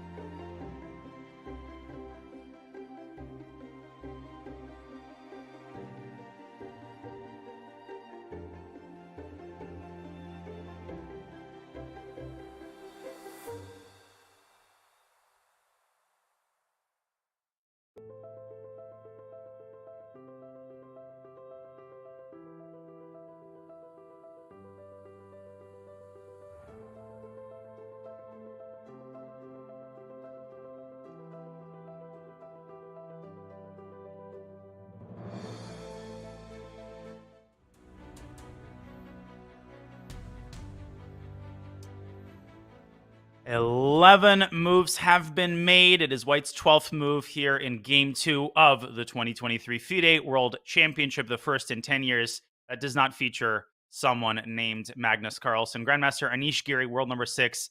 GM Daniel Naroditsky chopping it up for you today. And no, this is not a shot of the pre-game environment. This is the live shot of the game as it's unfolding. Neither player is at the board. We've said that many times. We will say that many times. It is currently Ding's move, and he uncorked 4H3 in a Queen's Gambit decline. We've been on the edge of our seats ever since. Jan adopting a Queen's Gambit accepted type setup, and as a result, Anish, it appears that White actually might have saved the tempo in this incredibly paradoxical way. No question that White has a very comfortable position. But what I wanted to ask you, and you can take this wherever you want it to go, Ding hasn't returned to the board yet. He's now taken 9 minutes counting. You seem to feel strongly that knight a5 was considered by Ding as part of his preparation. How do you marry those two things? Why is he taking this much time then? Well, there are a few explanations. So, there's always an explanation that you're having a washroom break. Things can take a while sometimes. Yeah. I mean, acclimatization, you have to acclimatize different food and so on. That is always possible. The other explanation could be that, so just to be clear, I've looked during the break at my notes just to clarify what has happened, and my suspicions have been proven correct. So first of all, after h3, going for the Queen's Gambit accepted setup is not the most principled direction indeed, as White is able to pose some questions. The other thing I said, this a4, knight a5 thing, it is indeed theoretical, and the line that is happening after this a3, a4 setup, where White still has a pawn on h2. So this is a theoretical position we have at the board that I was aware of, apparently, and so was Jan. It's very likely even part of his opening repertoire, because he could get it from this move order. He plays this variation, this scimitarage, And after e3, knight c6, a3, quite possibly he studied this position. And now after this, the main line goes like that. Position is very similar. Now white Wow. goes a4, losing a tempo, Wow. which is the first line of the engine. Before knight a4, knight a5 is the first line of the engine. And this is theory. And that's why I remembered it. And that's why Jan has played it. But in the position in the game, because instead of a3, Ding played h3, and then played a4 in one go, Ding actually managed to win a full tempo. Luckily for Jan, this h3 is not such a big deal, but it's still a tempo, and it matters. Now, I think another reason why Ding could be absent, and that could be because he surely looked at this. He must have looked at this. Knight a5, even here, is one of the top choices of the engine. But actually, there is a choice here. And I suspect he looked at both. I suspect black can equalize in both. And he's just choosing now in the rest area which of the two directions to take. And he has studied, prepared both of them. He thought at the time, I'll choose at the board, depending on how quickly Jan plays and all that, circumstances. And now he's choosing between the two because they are possible. Knight c5 is definitely legit, but also knight f6. Here, actually, gf6 is preferred by the engine, in fact, even. After queen f6, as you mentioned, e4. Kind of dangerous. Yeah, but gf6 is actually legitimate, and this position is assessed as around equal, but I can imagine that it's quite challenging for black if white knows what they're doing. And after knight c5, bishop c5, dc, black also has a couple of options here. For example, knight d7, when if black plays precisely, it's probably okay. And so I guess Ding might be taking his time. But of course, yeah, it would have been better to be sure. And now we don't know whether Ding is, he's actually thinking or he is just maybe snacking, or I don't know, whatever he's doing. So is it fair to say that Jan, what he was primarily doing was, in his mind, he was considering the line without h3, the one that you had mentioned, which arises out of the Semitarsh, and he was playing through the main line and trying to figure out whether the move h3 impacts the position in a very direct way. Like, is there anything that black does there which is impossible here? And an example of that would be, in some position, let's say black needs to play knight f6 to g4. That would be a big problem. If that wasn't the case, then of course h3 is a useful move for white. It's always good to make Luft. It's always good to control an extra square. But I really think that's what Jan was trying to determine. Like, does h3 physically parry an important move in the line that happens with the pawn still on h2? Do you think that's a fair categorization of what Jan was trying to rehearse in his mind? That is possible, and that is sort of the credit to Jan. I think the reality is more likely to be the same as what happened to me, because I still don't expect Jan to be that having all the sidelines that fresh in his head. What I suspect was the case is that he's just like me. He thought that this looks familiar and feels familiar, and I don't know if he remembered that for sure that is the case ever. I mean, he could have just sort of played the moves that look most natural to him, and he could feel that there is some kind of transpose somewhere, but I'm not sure he has exactly figured out in his head what is the case where, and if I don't think he remembers all the details of the a3 sidelines either. So I don't think it's all that clear in his mind, mapped out. In a3 I do this knight a5. I remember all the lines. Now let me compare the position here. Is h3 does h3 matter? I don't think it's that clear cut in his head, because we are speaking about again a sideline within a sideline within a sideline, and it's so much stuff that he had to memorize before the match. I'm not sure it's that clear in his head. And but even if it is, the fact that the pawn is on h3, it is confusing, because besides this knight g4, which probably never happens, you never know. There could be some lines, some sideline within a sideline of a sideline somewhere, where you trade a bunch of things somewhere, you collect the pawn a6 or whatever, and then rook d1 is a checkmate. And now it's not. Somewhere, you just really, you can never tell. It's just so many different deviations from now onwards. You just don't want to play position tempo down, because you don't know how it will backfire, and it can backfire, and Ding knows that.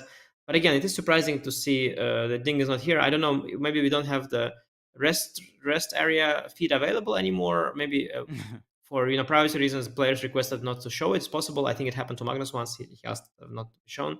But I don't know what Ding is currently up to. It's been a while, right, already?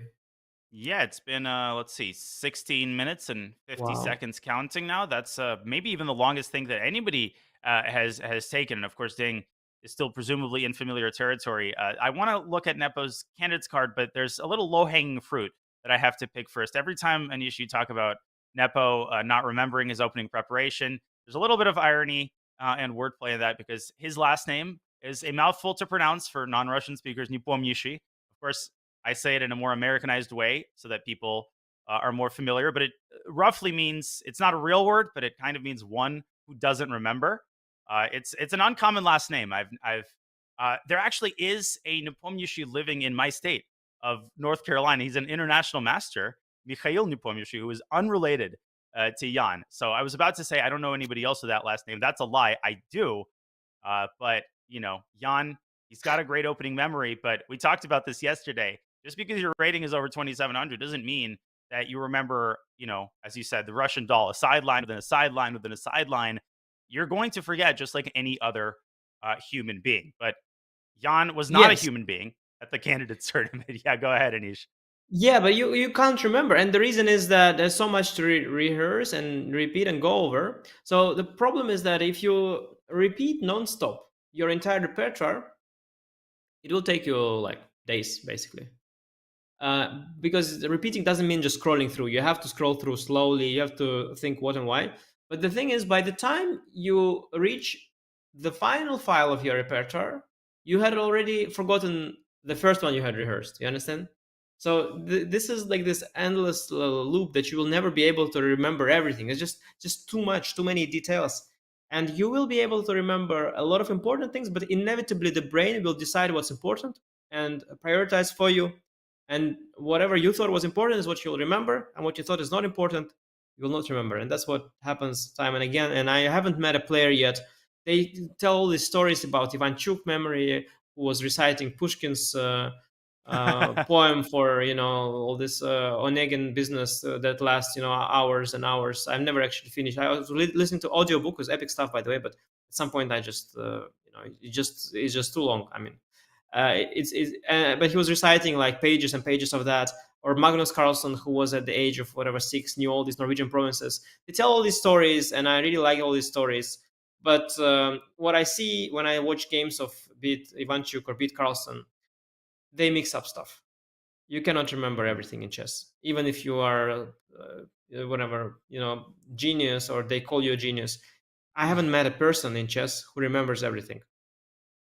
And we should also keep in mind that just the sheer volume of stuff to remember, even compared to 10, 15 years ago, it increases exponentially.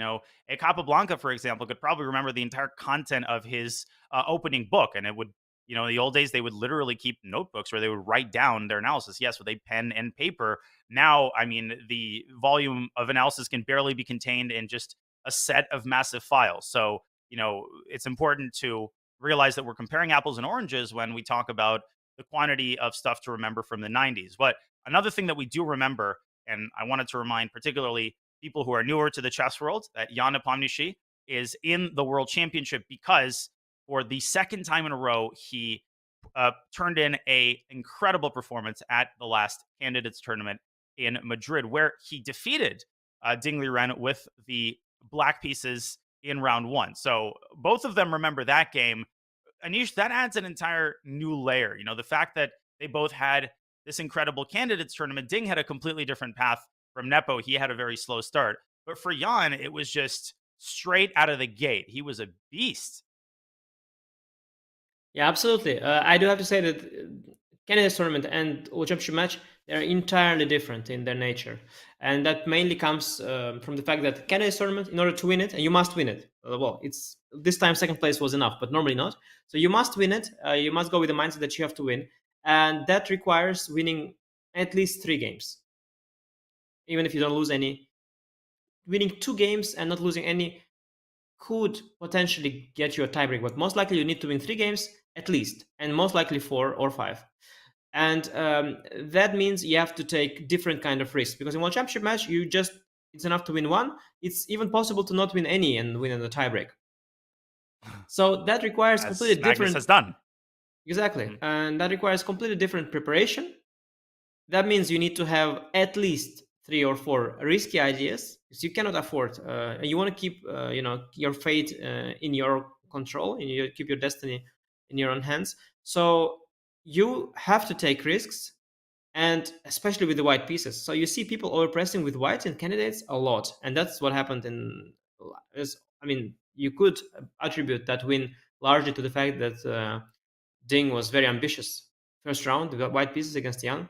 It happened to me actually as well. The previous candidates that Yan won, I was the Ding there, and I started with white against Yan, and I prepared a crazy idea. It was one of the craziest ideas I've prepared, and I had a ginormous file that I was looking and studying. It was the analyses were so big, like you can't imagine.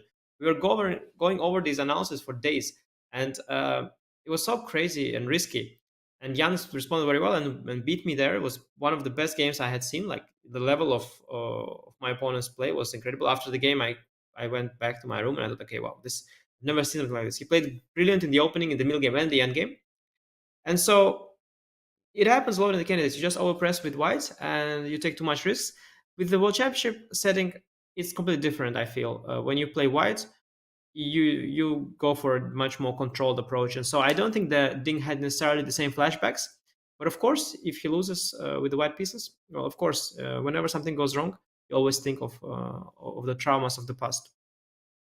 Yeah, you do, and I completely agree that ultimately, that effect should not be exaggerated. We have to keep in mind the experience level of these players, the amount of ups and downs, highs and lows that they've been through, the amount of times that they've played each other. They know the routine, so they're not sitting there thinking, "Oh, I lost the last game to this guy. I'm never going to win another game again." Of course, there are famously certain matchups, Anish, and I'm sure that you have some of your own.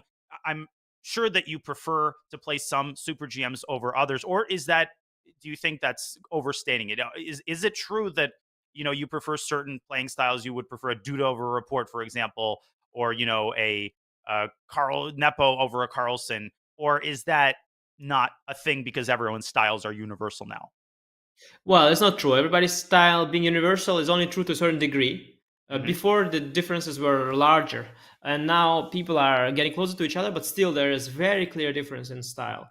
And I should also say that indeed you see with most players that they have a good run against someone. But I should say, though, usually you have like a run. It's not like somebody is playing well against you their entire life, or you play well against somebody the entire life. Usually it doesn't happen. It can happen. Like I think Kramnik had an incredible record against Judith Polgar. Kasparov had an incredible record against Shirov for the entire career, I believe. But what you see a lot is these movements and trends. So, for example, Levon, he started awfully against Ivanchuk. He was down many games, and then at some point they turned around and he started beating Ivanchuk a lot. I had the same with Kramnik. I was losing all my games to Kramnik, and towards the end of his career, I beat him 3 times in a row. I've had good runs Wow. against Magnus, then I've had horrible run against Magnus, and then the last one I won against you somehow. But there is that dynamic for sure, and it's largely because chess is a psychological game as well, and it's also a clash of styles. So it is definitely a thing. It's not an invention. It's not something that's Mhm. made up. This whole notion of players having Ansgegners and their favorite opponents, that is definitely a real thing.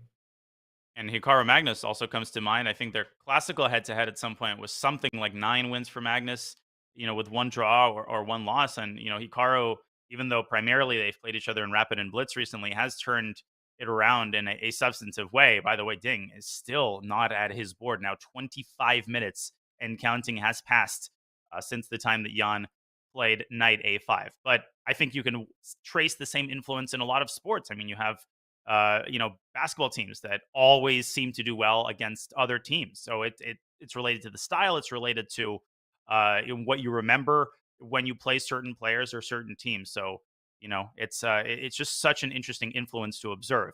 We are observing a board, shall we say, a incredulous Jan Nepomniachtchi thinking, "Where is my opponent?" Even Jan has returned. I mean, even Jan was Yeah. patient. At this point, I would poke our reporter Mike Klein and check up with him if he has any intel on where Ding is, because it is extremely odd. It's really long. I mean, hmm i- yeah, I don't know. It's not something that it is really, really, really long. So I would just disconnect it. Disconnected. Exactly. Yeah. I mean, if it Internet was online, I problems. would bet on disconnection for sure. Totally. I would for sure bet on Well, disconnection. but what about the Occam's razor, X-Men? What if it's as simple as, okay, knight f6 versus knight c5? He's in the play. He's in the rest area, and he's just deciding. He's rehearsing his preparation. He's deciding. Could it be as simple as that? I know that we want a more glamorous. Hopefully, obviously, hopefully it's nothing bad. But could it be as simple as that? Yeah, it probably is as simple as that, but it is weird because that means that he then takes a long thing in the rest area. I don't think yesterday we saw that. Maybe we did. Was it that long though? Because I mean, you can take a small thing and then what you would do, I suspect, is that you take a thing in the rest area for a few minutes, then you return to the board. I also don't know from where this. Why players do it in World Championship match? Because I've played these guys many times. Ding, I've had I don't know how many games.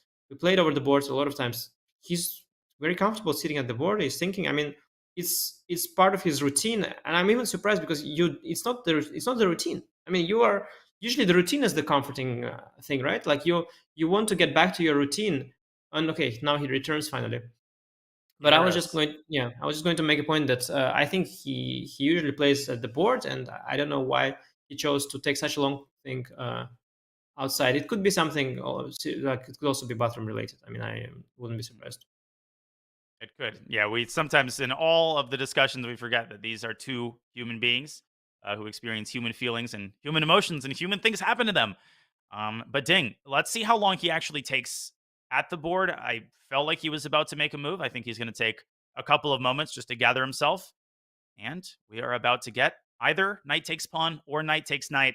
I'm with you, Anish. I think he's taking the pawn. I think that's more consistent with his stylistic preferences, unless Richard Report telepathically got to him, because we know what move Richard would play here.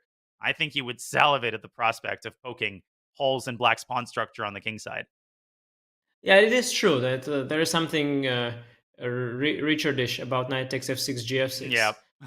With both colors. I can see Richard being very happy there with either color.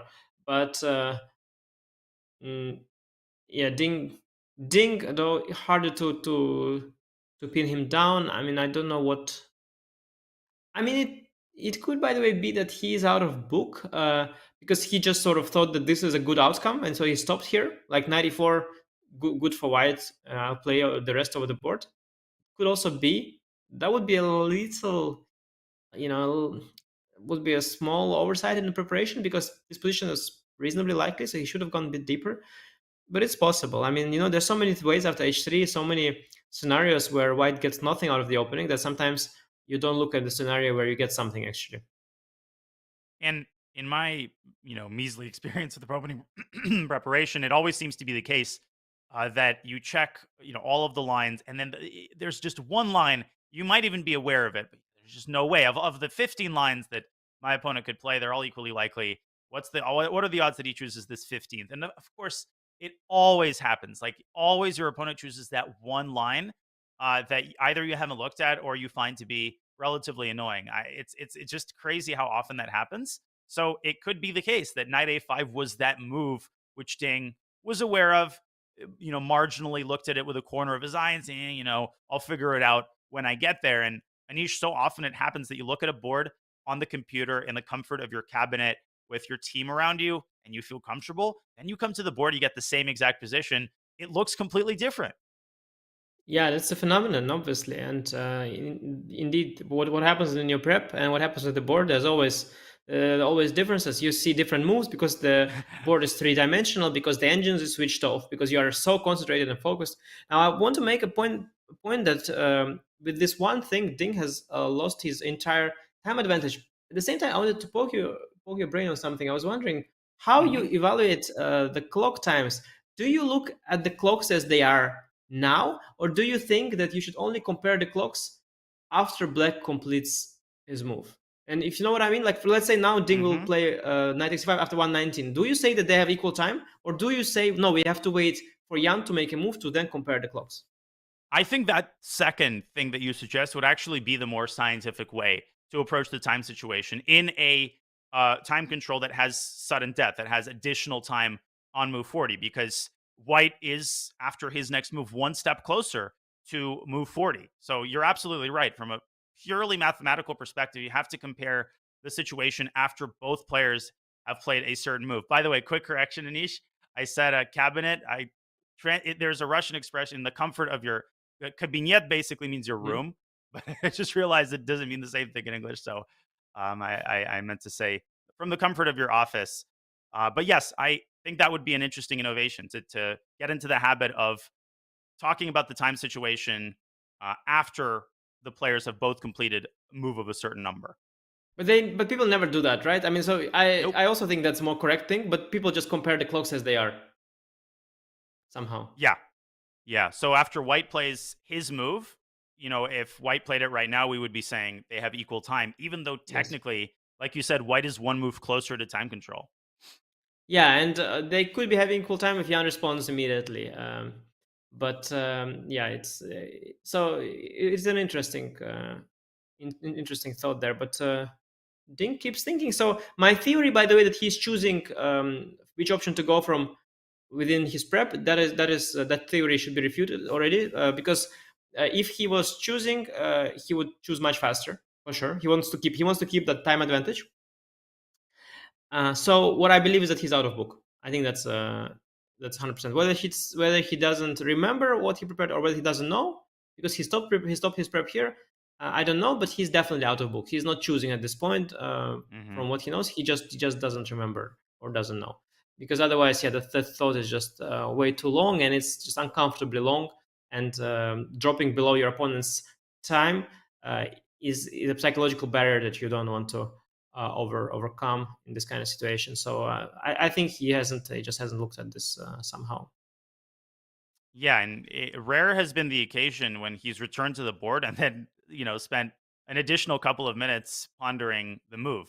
Very often we've seen him come to the board and execute his move almost immediately. So clearly he's not playing games. It's been 30 minutes at this point. Yeah, we know for a fact that he is deciding over the board which of these two moves to play. And by extension, Anish, we know that he's taking knight takes f6 check very seriously, because if he wasn't, it's sort of the move first, think later thing, where if you have a forced move, you might as well make it and deal with the consequences later. It makes no sense to try to, although I do that sometimes. I think everybody's guilty of that, kind of pausing when the move is forced.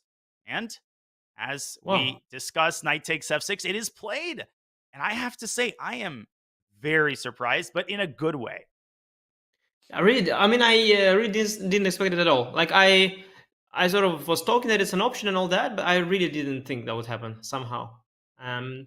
Very surprised. But well, in fact, no reason to be too surprised. But somehow I really expected knight c5. I don't know why. Interesting. Now Jan, I think he'll take with the pawn. That's the cultured response. Wow. Richard Report is really leaving his mark on this match. I think that much is clear from this move alone and from the fourth move. Yeah, I think it's the English language that it forces Ding to step out of his comfort zone and make all these crazy Rapport style moves. Wow. And now a choice for Jan Nepomniachtchi. I think queen takes f6 is what most newer players would be tempted to play. Just to recap your very important one, g takes f6 creates a very compact pawn structure that's hard to break down, and most importantly, opens the g file. What else is aiming down the g file? Well, the rook, once it lands on j8, and the bishop is staring down the barrel of the knight. The queen can move up to d5. So you can't play around if you're white, because these threats against white's king can come really, really quickly. And we also find queen takes f6 to be awkward because of e4. White gets the pieces out really quickly with tempo. Absolutely. And after queen f6, e4, you're really concerned with black because you have to spend one more tempo safeguarding the queen. At the same time, you need to then develop the bishop still and castle short. That will take you a long time. And then even after you do all of that, white has some attacking prospects on the king side. So I think GF is going to happen. And for a player like Jan, who is very cultured and has a good memory and follows chess for the last few years closely, he would have perhaps some good associations, because in this pawn structure after g takes f6, it has happened in that famous match between Kramnik and Anand, and Vichy won 2 games in this Meran variation, which led to this pawn structure. And basically these 2 games have determined the outcome of the match. I don't recall. I'm very bad with this game numbers and years and all that. But I think we speak in 2008, and I think we speak games number 3 and 5. I suspect, something of that nature. And after these 2 wins with Black, the match was essentially over, and Kramnik never came back, and Vishy became a world champion, or rather, he became world champion, or I think he became a world champion because Kramnik was a defending champion at the time. And indeed, Jan takes with the G pawn. I know my man Jan, and he played the cultured move there. And G takes f6 on the board. Could I inconvenience you, Anish, just for newer players to show how this pawn structure is reached via approximately the Moran? And the Moran is it refers to a variation and a type of structure that arises out of the Slav. So this is the semi-Slav, e3 knight bd7, and now Black takes on c4, pushes b5. You can see the similarities between this structure as Anish is making the moves and the game that we have. And there we go. e5, White Desperado sacks on b5, and after G takes f6, you get that exact structure. So that's a great comparison. Wild position, isn't it? Just wild position. Yeah, I think it was this, and I think one game. First, he played bishop d6. Then the king came to e7, rook to g8. Knight comes here, and these bishops are monstrous. And it was beautiful. And then the next game, he deviated with rook to g8. And I might have the details slightly wrong, but the essence is this. And again, basically he surprised Kramnik once, and then he ended up going for the same crazy risky variation, and having that twist here on move 14, he surprised him again with another move. Again, don't quote me on the details. I mean, maybe queen was on b6 already, and bishop takes b5 happened. Maybe this was already included. I don't remember the details here. I think that maybe that was the case. But either way, the point was that he's got the similar pawn structure. At least these 3 pawns are the same. Had this bishop, he had this rook, and this is definitely a sort of a not a deja vu, because it is not the game of Jan, but it's certainly a memory and something that gives Jan some comfort. He's now playing for the title, and he's got this Vishy pawn structure, and Vishy Anand probably also quite thrilled to be watching this game, feeling himself with all the good memories of the past. As we all are. I think we're in for a fascinating middle game. We've talked a lot about the virtues of G takes f6 from Black's side. Of course, it's Ding's move. I'll tell you what my sort of raw instinct is, and that is to play e4, because the main strategic deficiency in White's position, there's a tactical issue, which is that there's a G file, and you have to make sure that the G2 pawn is being properly babysat by your other pieces. But there's the dark squared bishop that you'd like to bring out. So e4, it came to mind in response to queen takes f6. I think it's still a legitimate move. And I should still point out that c takes d4 can always be met with knight takes d4. We showed an instantiation of that trick earlier.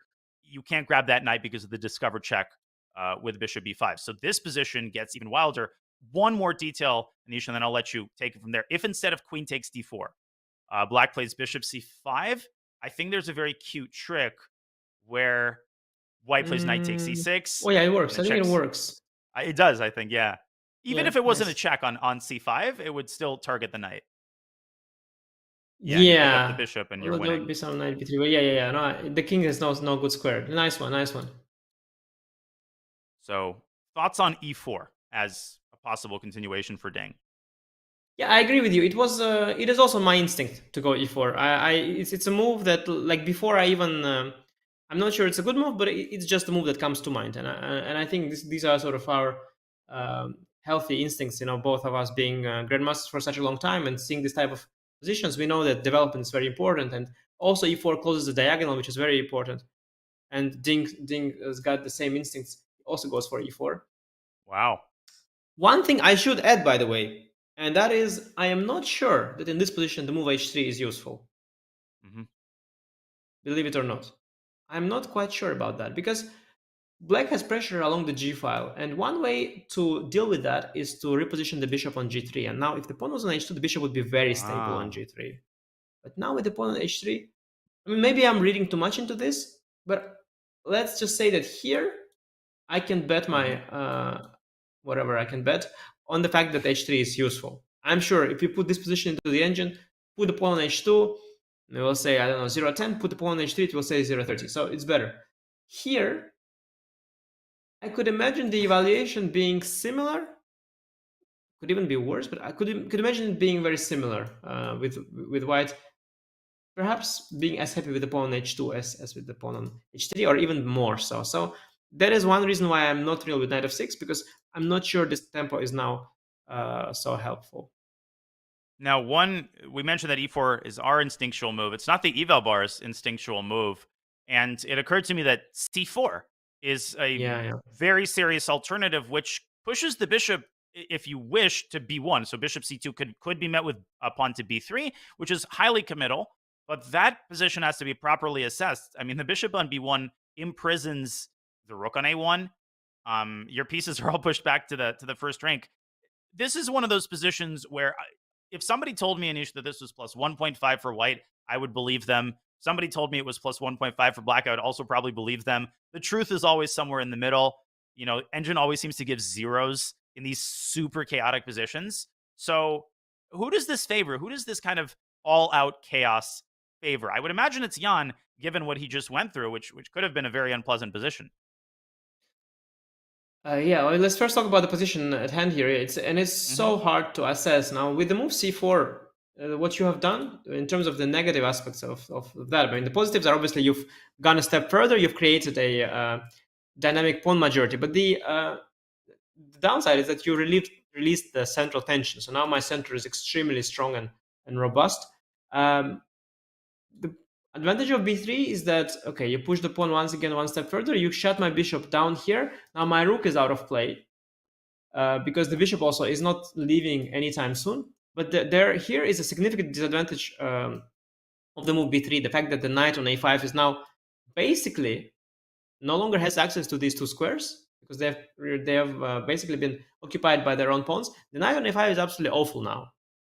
And if the knight is ever to return to c6, it will be targeted by d5. Also, the outpost on c3 is beautiful. I imagine my bishop being a very, very sweet piece there on c3. The c4 pawn is also very soft. I could see myself playing queen e2 at some point. And I have to say that this particular position, although I understand the risks white is facing is enormous because the rook is stuck here, I can also easily see myself liking white here. And if we have to play a bullet game, I will pick white. I respect your opinion more. If bullet game, which side do you choose here? 100% white. I think control of the center, it sounds like a very primitive point, but in bullet, control of the center is super important because tactics flow from, particularly bullet tactics flow from central control, and the less weaknesses you have, the better. So black's entire queen side could be very easily targeted. Bishop d2, queen e2, and then pushing d5 blasts open the center.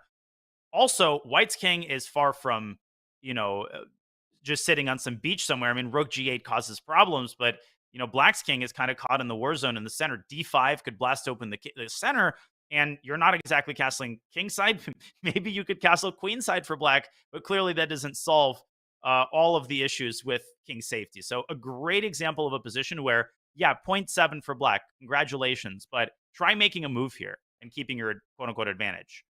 Yeah, so if we try to go a step deeper and try to sort of think along, because the bar is happy for black. Now, I was thinking that perhaps the setup that I like for black is maybe I like the bishop out on b4. Now, let's see if the bar is happy. Bishop b4. The bar is happy. Reasonably happy. Yeah, it's good. Good. Well, okay, no, not happy. Well, okay, anyway, what I wanted to say, I wanted to have my bishop here to neutralize bishop d2 idea. And I wanted my queen on b6. So let's say you go bishop d2. I will go queen b6. And then I wanted to castle long because I believe the king could be reasonably safe on c8. And then I can play rook g8, use the open g file, and potentially maybe f5 opening the bishop.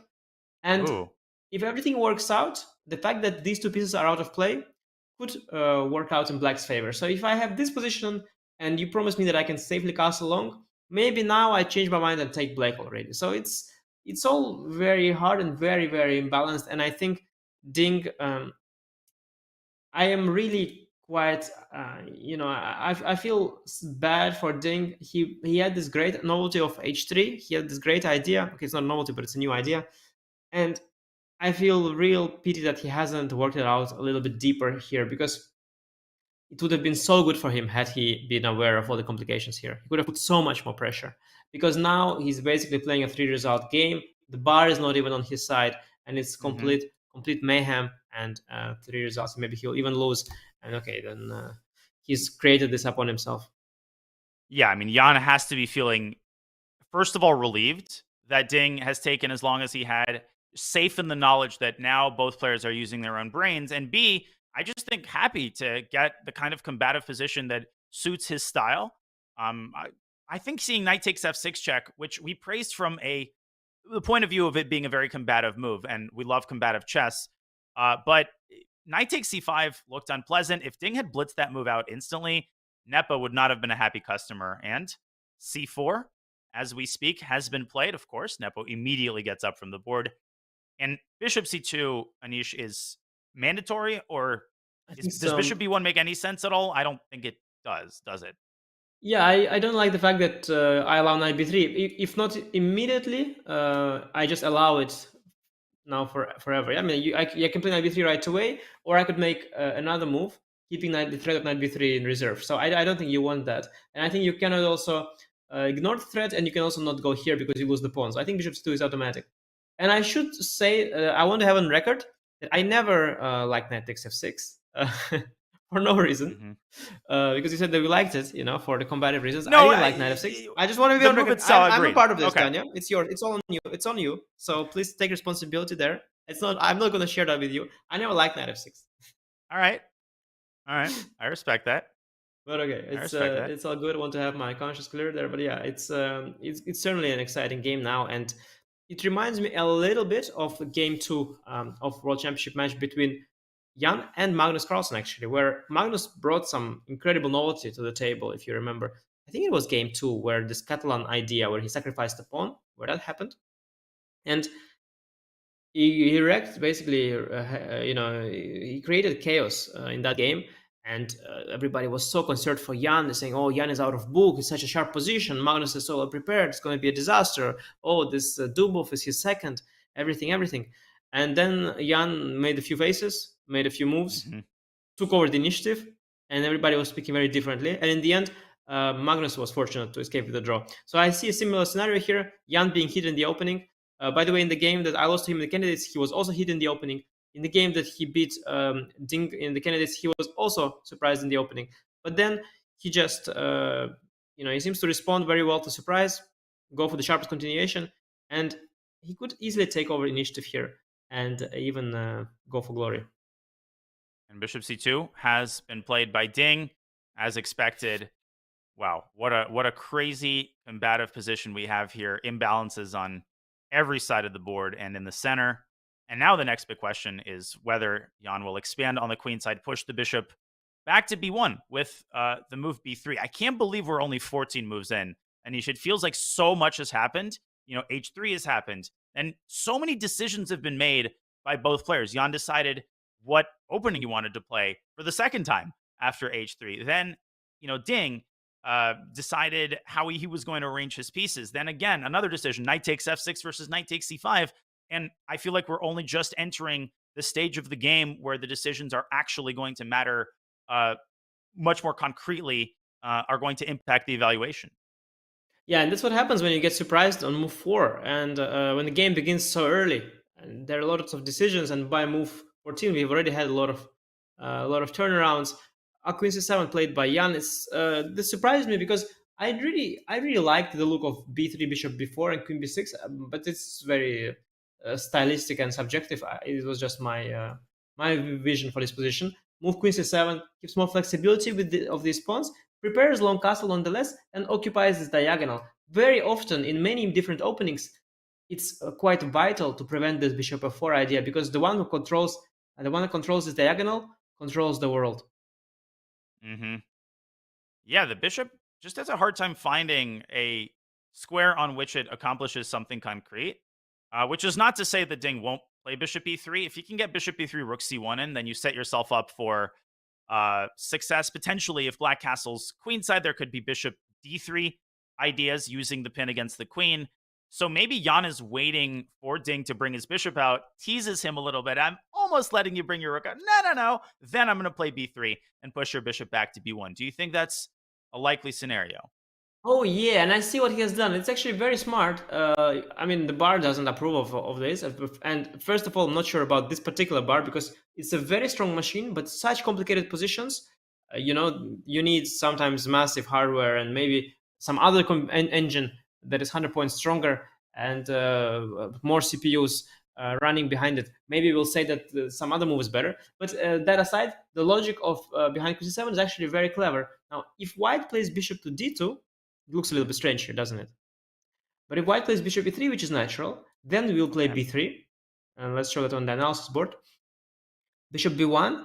And now, actually, White is regrets committing the bishop here, because now that c3 square has been weakened, you want that bishop on c3. At least that's what I would think. I really like this outpost for the bishop. And so Jan is quite cleverly waiting for White to decide, because if White starts with bishop d2, then Jan might say, okay, but then I'm not going to push b3, then I'll just do something else. Maybe that is the logic behind being flexible there. That's so clever. Waiting for White to put his cards on the table when it comes to choosing the development of the bishop, and he'll only play b3 if White misplaces his bishop.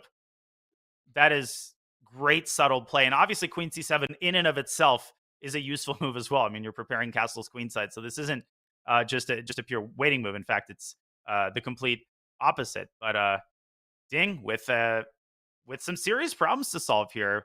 And obviously, we've discussed his frame of mind. A lot of chess reporters and commentators have discussed Ding's frame of mind going into the tournament. He has shown himself prone to getting nervous, to getting emotional. He had to change hotels. So there's a lot of buzz around that. And as we wait for Ding Liren to decide on the development of the bishop, our very own Tanya caught up with Ding during the Chess Champions Tour about how much this championship would mean to him and how he feels. Let's listen in to Ding Liren's thoughts. I hope I can show best of myself during the tournament. But now I cannot imagine what happens if I become the world champion. I only imagine if I win the world champion that my picture will be hung on many chess clubs. And it will be a big pressure for me. Tell me how you watched that interview and don't have a smile on your face. I don't think that's physically possible. Ding Liren is awesome. He's a crowd favorite. And, the pressures that the players are under in the World Championship is absolutely unimaginable, Anish. And, Ding, I think he switched hotels just because the atmosphere, I'm not sure exactly why, but I think the atmosphere with all the reporters and all the players was too stressful. I don't know the exact details, but, the players got to do whatever they got to do to put themselves in a frame of mind where they can play, the chess that they're known for. Yeah, it can be many reasons, actually. If people have changed hotels in the past. One time, Grishuk changed the hotel because he said the window does not open, and he wants the window open. I once experienced, sometimes hotel is very good, and that can sometimes backfire. I once experienced it at a tournament. I'm not going to mention where exactly, not to criticize anyone or anything, but it was a luxury hotel, maybe one of the most expensive hotels I stayed in. But the moment I entered the lobby, all these people that are standing there, like, they had a lot of personnel. They all were like, hello, how are you doing? And I found it slightly discomforting. Like, I just, like, I was of course young at the time. I was like a teenager, and I was used to just, I don't know, being on my own, just like not having people watch me. And I felt like everybody's asking, like, I don't know. I felt so much attention. Okay, and at the time, of course, I didn't change the hotel, but I felt like this luxury of this service, and these people asking you, how you doing, sir? And also, I'm not a sir, I'm like 16. I'm, I felt pressured there. And, sometimes hotel can be good, and I trust the hotel is great there, in fact. And, but sometimes this could backfire, and maybe indeed seeing all these people that are constantly at the breakfast and at lunch and feeling the extra tension. Sometimes you want more privacy, you want more freedom, and I believe this is probably the reason why he moved. And there could also be some reasons of I heard stories in other championship of other participants where they suspect, they don't feel comfortable, don't suspect, but they don't feel comfortable being in a same hotel, because they think that people can overhear their conversation. And now that Ding speaks English, maybe with his second, maybe he doesn't want to feel comfortable when they talk about, the h3. He'll mention the move h3, and maybe someone by accident walks by. The second of Nepo was going, to the room of Jan with the laptop, suddenly overhears somebody saying h3, and like even accidentally, these kind of things can happen. So that could also be a reason, sort of a security, not the security as in, but sort of a privacy, cybersecurity kind of reasons as well. So I think there's lots of reasons to change a hotel, in fact, and I don't think that's strange at all. Maybe more common is that you would decide to be in a different hotel already before, so you would inspect the venue and you would already make up your mind. But maybe he thought everything's going to be fine, and now that he's ended up there and he saw how it is, he thought that, okay, now he realized that, well, there are some potential issues, so decided to move out. I don't think anything too strange about it. Definitely a story there for us. Reminds me of the Queen's Gambit scene where Beth Harmon overhears the adjournment analysis session in progress in Borgov's room. So definitely, this sounds like something out of a fictional tale, but no, I mean, the players' preparation is what they hang their hats on. It's absolutely critical. And Bishop D2, in the meantime, has been played. There was an option of delaying the development of the bishop entirely and trying to essentially find instead some sort of useful move and starting to play this, back and forth waiting game. You play b3. No, you develop your bishop. No, you play b3 so that I can play bishop d2 in one fell swoop. Queen e1 apparently was the move recommended by Cess, the incredibly strong engine, kind of training the queen's eyes at the knight on a5 and discouraging black from playing b3. But instead, that ship has sailed, and Ding has chosen to discourage b3 more directly by developing the bishop to d2. So Anish, castle's queenside here would be consistent with Nepo's approach, would justify still keeping the pawn on b4. What else comes to mind? What do you think we're going to see here? And what do you make of bishop d2? Yeah, I think bishop d2 is most logical. I wanted to, when we were discussing about this and I was bringing all these points that maybe black is waiting, I wanted to say that after bishop d2, black might still very, very likely play b3, but he just kept the flexibility there. So I'm not sure b3 is not the best move here. I want to say just one thing, that the reason the bar is slightly below here and giving black small advantage, the reason is not the move knight f6, because knight f6 the bar was not so negative about, but after g takes f6, because I checked during the break with the computer. So here, actually, the computer, despite both of us suggesting e4 and also Ding's instinct being e4, the engine prefers d takes c5 here, disrupting this pawn chain and preventing c4.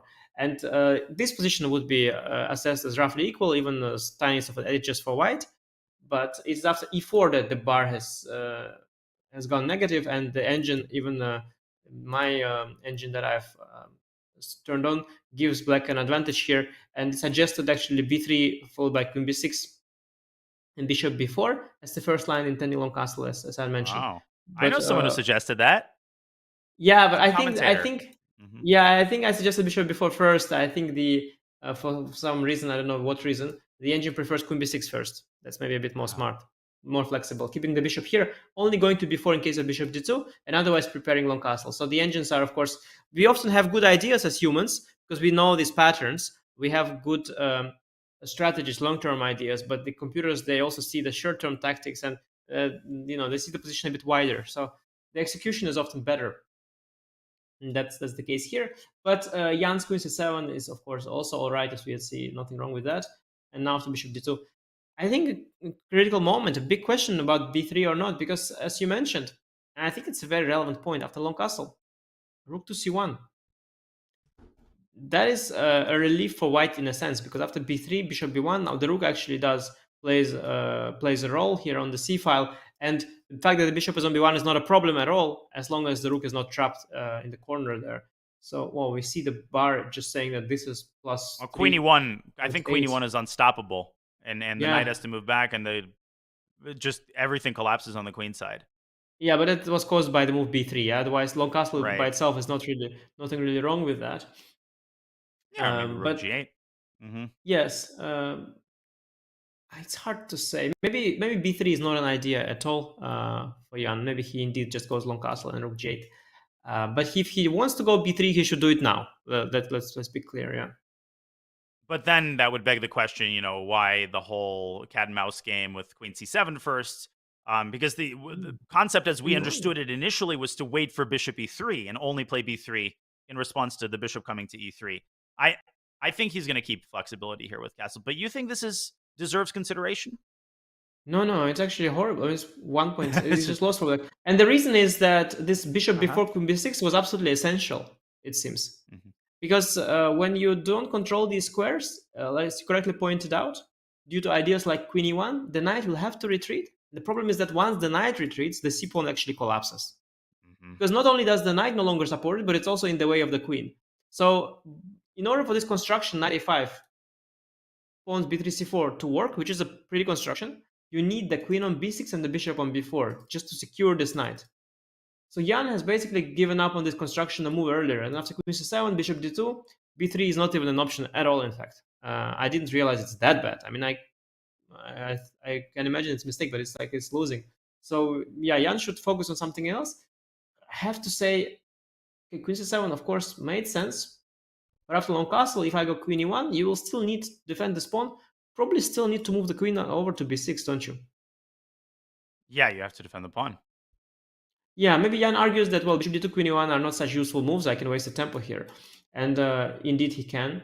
But that maybe that sort of somewhat implies that queen c7 was an inaccuracy. But I'm not sure. Maybe after queen b6, he didn't like bishop e3, yeah? So at the end of the day, it's not so clear. Yeah. He could basically argue that queen c7, queen b6 loses time, but so does bishop d2 and queen e1. So maybe nothing wrong with that. Now let's see what he plays. He already made the move. Okay, start with rook g8, keeping the option of long castle in reserve. Keeping the option of long castle. Both players are going to develop their respective attacks. White likely will play rook c1 here. There's an hour and change on the clocks of both players. Only 15 moves have been played. Time control is only reached on move 40. So we are in for a fascinating, a wild ride in this middle game, ladies and gentlemen, as we watch the second round, the second match game of the 2023 FIDE World Championship between Ding and Jan Nepomniachtchi. We are going to take our second break of the day as the game enters its second hour. We will resume very soon, and we will be back with fascinating middle game action from the second match game in just a couple of short minutes.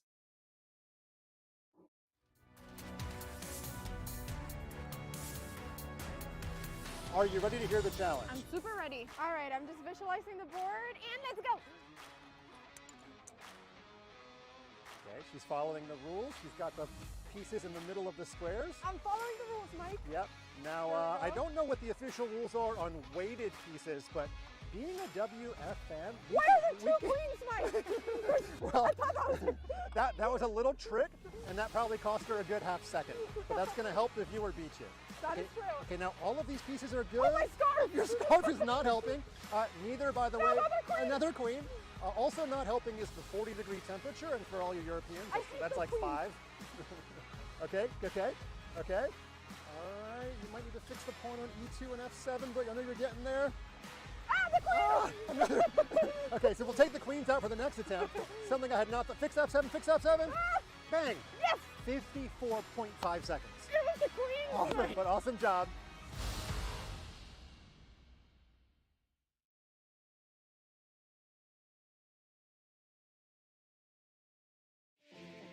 Looking for a new way to learn chess? Meet Dr. Wolf, the ideal chess coach and companion.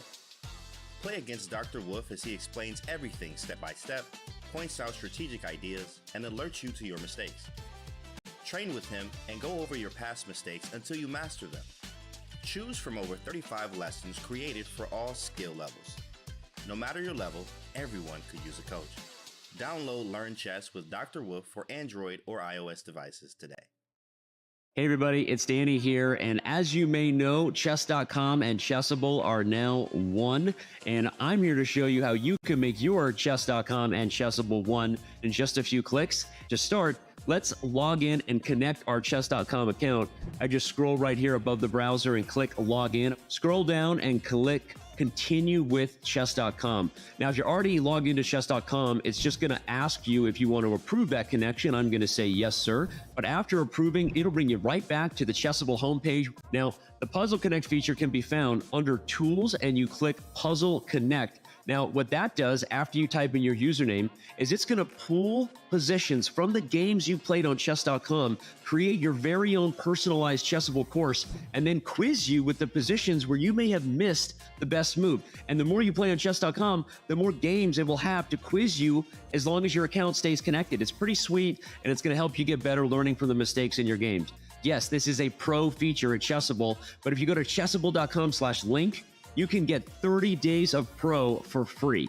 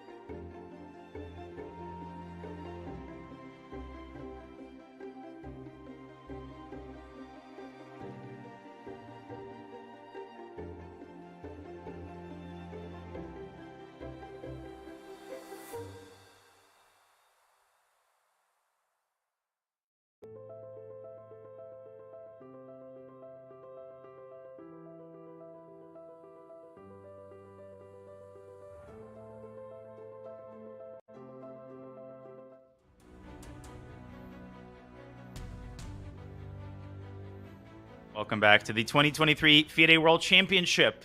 World Quant is an official partner of the Chess.com broadcast of the FIDE World Championship. They are a global firm that builds complex mathematical models to identify market inefficiencies. Now, World Quant Brain is bringing together the International Quant Championship and the chess community to hunt down the next generation of quant finance specialists, because nobody knows how to analyze a position better than a chess player, right? If you think you have what it takes, register for the International Quant Championship. Head to go.chess.com/IQC or use !IQC in chat. Not IQP, that's isolated queen pawn, but no. International Quant Championship. Keep it in mind. !IQC in chat. Okay, we are watching Game 2 of the World Championship between Ding Liren and Jan Nepomniachtchi. 16 moves into the game. Commentating alongside the one and only Grandmaster Anish Giri. We hope you're enjoying the show, and the best is yet to come. Rook to c1 was White's choice, and Anish very clearly, both players building up their respective advantages on either side of the board, and Jan wasting not a second, castles queenside. Yeah, no, the gloves are off, and I like your new twist to the ad reading where you added the IQP that caught me by surprise. I thought more of the not XQC there, but okay, you had your own vision on that one. Maybe for the next time. But yeah, this, the game is very interesting. Now, I want to mention one thing because I got sent to me on my phone by a friend of mine, and to my attention was brought an interesting game that Ding played against Levon Aronian. And if we have the time to briefly show it, it was played in the Chess Championship in 2021, and it is so similar to this game that I think it's very worth taking a quick look. It happened in the Queen's Gambit Accepted. Ding playing the white pieces. We got this, analysis board right here. We got this big tabby of the Queen's Gambit, which we had here as well in the game. And okay, of course, in the game, the pawn was on h3. In this game, Ding played rook e1, which is another waiting move.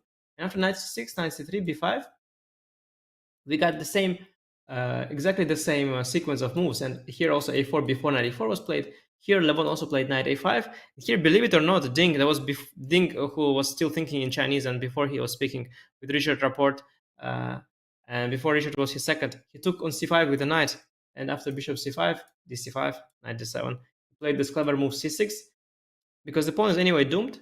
The c6 sort of disrupts the coordination between these two pieces, making one of them go to a slightly less favorable position, and now after knight c6, b3, Ding developed the bishop on a2. After queen f6, he had this nice move rook a2. And eventually Ding won this game. It was a blitz game, obviously. So that's quite interesting. The fact that Ding already had this 2 years ago, a very similar position. And there he took a completely different decision. And now, for absolutely unclear reasons, he went for this very sharp, very double-edged knight takes f6. No idea why. And now we are in this very complicated position. Quite fascinating, where both players are out of book and anything can happen. Really a treat to chess fans. Yeah, it is indeed, and that's such a important, pertinent piece of information. Now, it could be the case that Ding, might not have forgotten that he played this blitz game, but might have forgotten the details. And we often assume that grandmasters remember every single game they've played and every opening that the game featured, but that's not always the case. There's a pretty famous incident involving Peruvian grandmaster, former Peruvian #1 Julio Granda Zuniga, credible player. Granda in the early 90s played a Rui Lopez game with the black pieces. He blundered a center pawn to this obscure tactic, and he resigned the game in 19 moves. Then, fast forward 20 years, around 2016, he was facing Hu Yifan in a tournament in Spain, and he played the exact same line and fell into the exact same trap and resigned on the exact same moves out of disgust. I mean, he just couldn't continue. So it's not unprecedented that even a very strong player simply forgets that they had trodden down a particular path before. But Anish, yeah, very, very interesting because knight takes c5 is so consistent with his style. You get the static advantage of the bishop pair. You get a clearly defined structure. This is anti-Ding chess. Not suggesting he can't handle this position competently. He's 2,800 for goodness sake. But Jan's body language, it has changed, I think, for toward a more positive direction.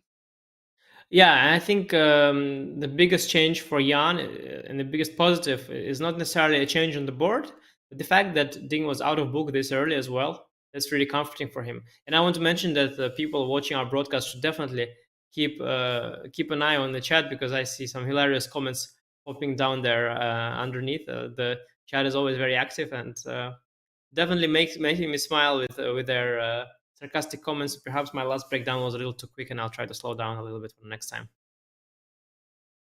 Well, there always will be a next time because there's a lot of meat left on the bone. Okay, so queenside castle is the last move for Nepo. The way that I see it in my primitive understanding, white has the C file, black has the G file. Both sides need to operate on their respective sides. We also should not forget that attacking is a balancing act between making straightforward attacking moves like f5 in this case, but there's throwing in one or two well-timed defensive moves, maybe a king b8 or even a developing move could really halting the progress of your opponent's attack is equally important to building up your own. That's what makes these kinds of positions so difficult to play. But to make this more concrete, how is white going to build up the pressure on the c file? Is bishop d3 deserving of consideration? And what is going to be Nepo's response? Yeah, and indeed, I just wanted to confirm this white's to move, because the picture we see there with Jan at the board and Ding not at the board slightly confused me, but it's indeed still white to play. And I have to say, my general thought when I see a position like that, where both sides castled, generally long castle is a more dangerous move than short castle. And the reason for that is simple. I believe that is actually true and universal. And that's because the king is safer on g1, well, or mirror would be on b8, than it is on c8, or what it would be on f1 here. So long castle is fundamentally a more dangerous move, because you need one more move to bring the king to that safer square, which is the knight square, the bishop square. And the rook often also is a better defender, closer to the king on c8. Mm-hmm. In general, I like speaking sort of philosophically, it's just philosophically, the long castle is a more dangerous place for the king.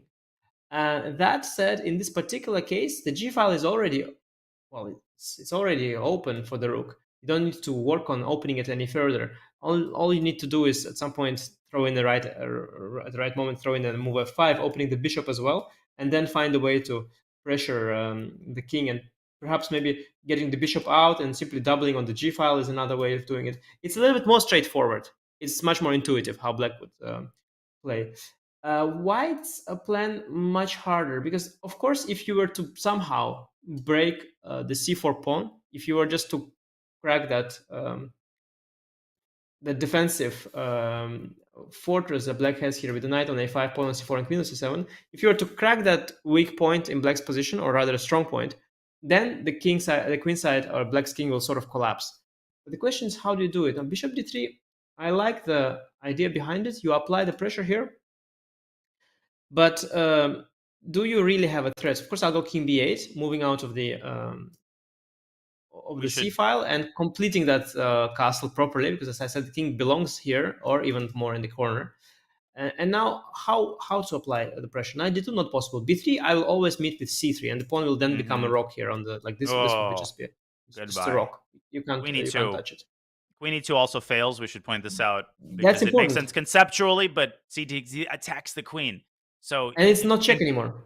Exactly, because the king has moved to b8. Again, the impact of a well-timed prophylactic defensive move when you are attacking is so vast. I agree, and I don't see a good move here for white. Yeah, bishop c4 and b3 was on my radar. I thought about knight b2, at the very least, at a minimum, and white loses in exchange there. Yes, I think, again, it's important that we have stepped out of the way. So bishop d3, it's sort of a good first step, but it only makes sense if you have a follow-up. And if you don't, yeah, I'm a little bit confused here as white to how do I apply the pressure? Like, let's say, give me a few moves. Yeah, like if you give black a few moves, I know what I'm doing. I'm bringing the king here. I'm throwing the bishop out. I'm doubling on the g file. I'm going f5. I'll find a way. It's very obvious. Or maybe bishop d6, bishop f4. It's self-explanatory, basically. I'll find a way. As white, what exactly do I do? This bishop cannot be repositioned. This bishop has chosen to be on d2 already. This knight cannot be rerouted because the d2 square is occupied and e1 makes no sense, and going there makes no sense. My queen, okay, the only move that really makes sense is queen e1. Yeah, but then I go queen b6. Of course, queen e1 is the move that makes sense, probably the best move. I go queen b6. And what if bishop d3 now? Like that. Maybe that is the way forward. In fact, maybe queen b6 is already in inaccuracy. But how are you, by the way, defending this pawn? Yeah, that's a big question. Maybe you're not defending the pawn at all. I mean, f5 has to be considered, and that leads to total pandemonium. I actually, because there's e3 at the end. Like if bishop takes that's b4. The one. Oh yeah, of course. Because this is not the end of the world. The c file is still blocked, by the way. The king is still pretty safe. It's the end of the world for white after f takes c4 and e3, I think. Yeah, because we got to the king. And d4 hangs also. So white's center collapses here as well. So in response to f5, I think white has to keep the tension. But that's the good thing about the queen's placement on e1. It also reinforces the e4 pawn, which allows you to make a slower move. I don't know what move, maybe. But now what? Yeah, now crazy, like d5 maybe. Yeah, now, d5 is also my instinct, but I'm not sure. Maybe I'll just collect. Yep. And then I'll check you on f5. Yeah, let's see how do I collect. Because if I collect with ed, then you will maybe collect the b4 pawn, but I think it's not so important, probably. Bishop takes b4. Bishop takes I mean, b4, even this looks very, very comfortable for black. d4, maybe even just completely winning. I mean, totally winning. Horrendous. Yeah, you've achieved nothing here with the. Okay, I should probably stop. You've achieved nothing here because you won this b4 pawn, but still you didn't get that close to my king, whereas black is already coming here with all sorts of threats. So black seems to be edging ahead here after queen e1, f5. It's a good point. f5 is actually the idea, because queen b6 would be too slow.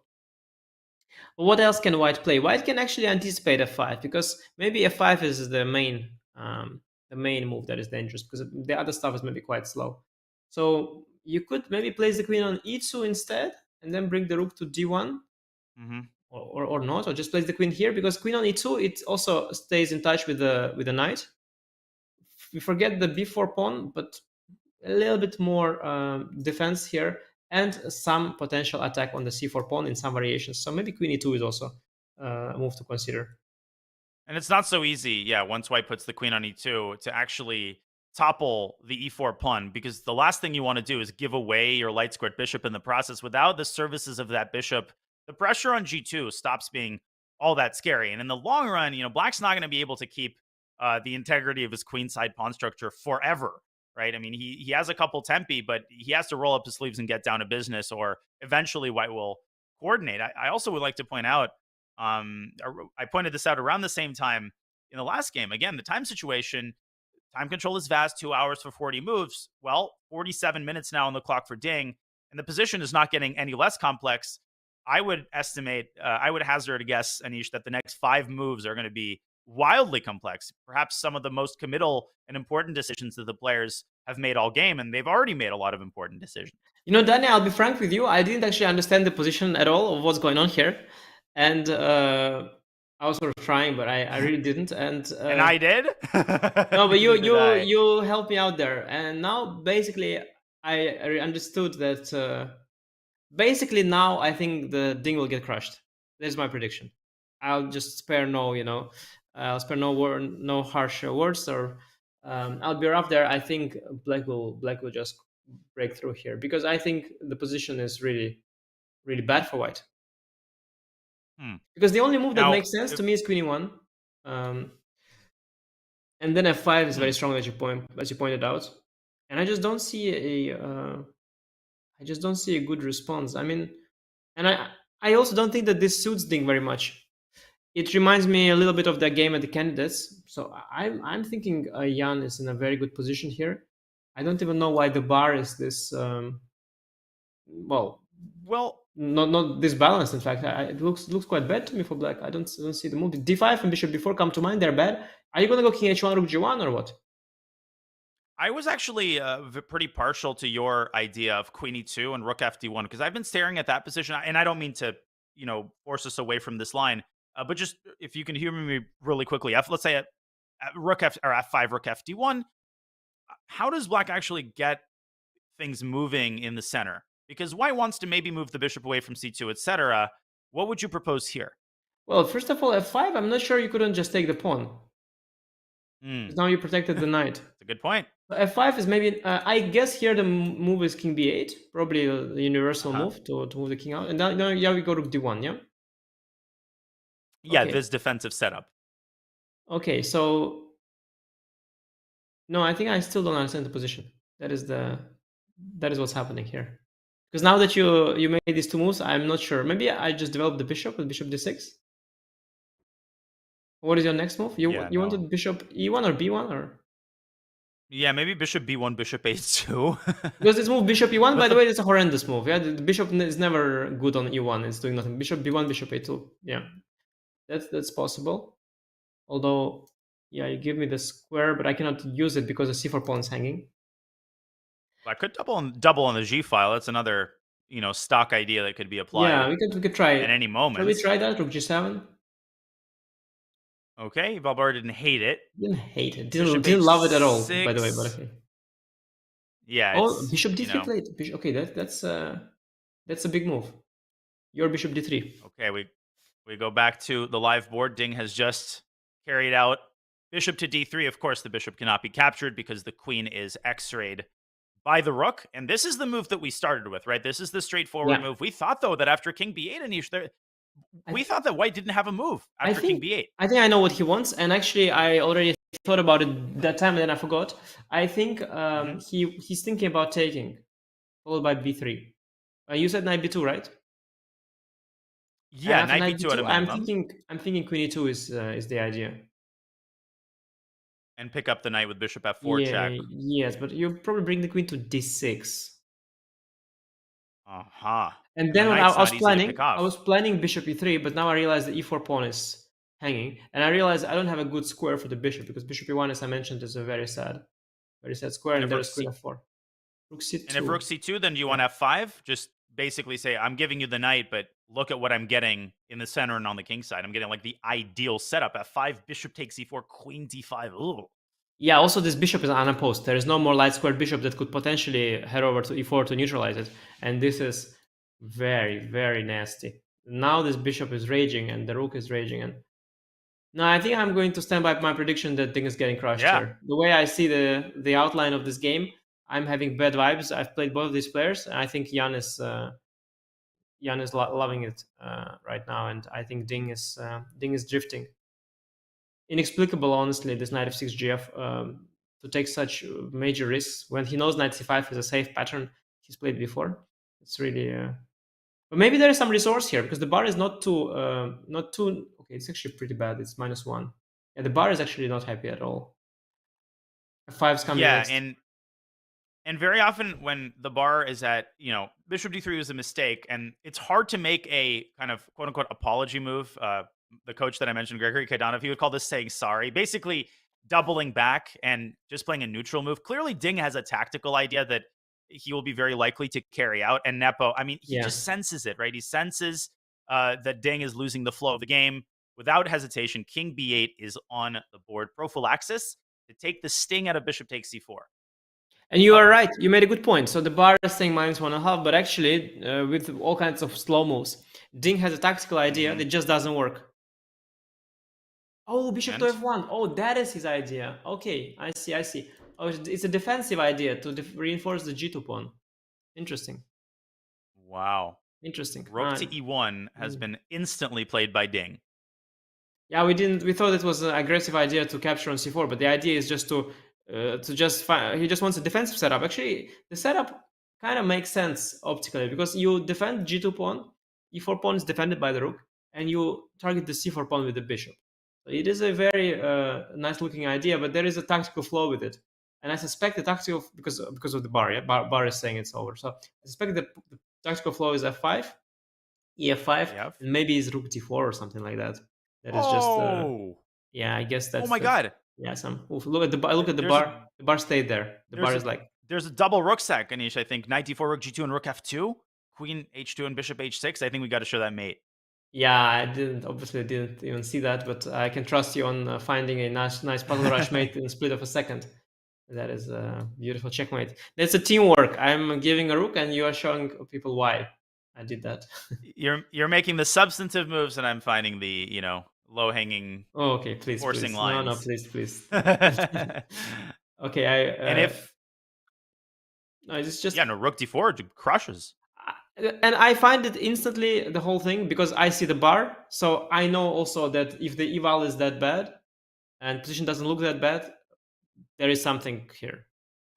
And Nepo, he doesn't have the bar, but he is extremely confident. And what Nepo misses usually is resources for the opponent. He doesn't usually miss resources for himself. And I really expect this f5 rook d4 to be found, and this is going to be one of these beautiful World Championship games. It's going to be remembered. Very similar to that Anand Kramnik Anand match, actually. Yeah, that was a great comparison. I mean, it helps us put this structure in proper context. But what I think makes f5 more findable is also the fact that that when white plays bishop f1, it's going to be much harder to attack g2. So that there's a ticking clock here, and you have exactly one tempo, while g2 is still very tender. And how possibly are you going to spend this tempo? What is a more natural way than to open up the light squared bishop? So the context around the move f5, the fact that if you waste a move, f5 is going to come with a lot less effect. I think all of this is going to help Mr. Nepomniachtchi slam down a movement of the pawn. Let's see if he does it immediately. No, he's going to take a little time. He's munching on something. Yeah, he can't afford to take the time. He's got 57 minutes, and that is 15 minutes more than Ding. So, 13 minutes more than Ding. That means that he can think for 13 minutes for free, not feeling that any pressure at all. And after that, he can continue thinking for longer. But knowing Jan, he is very confident.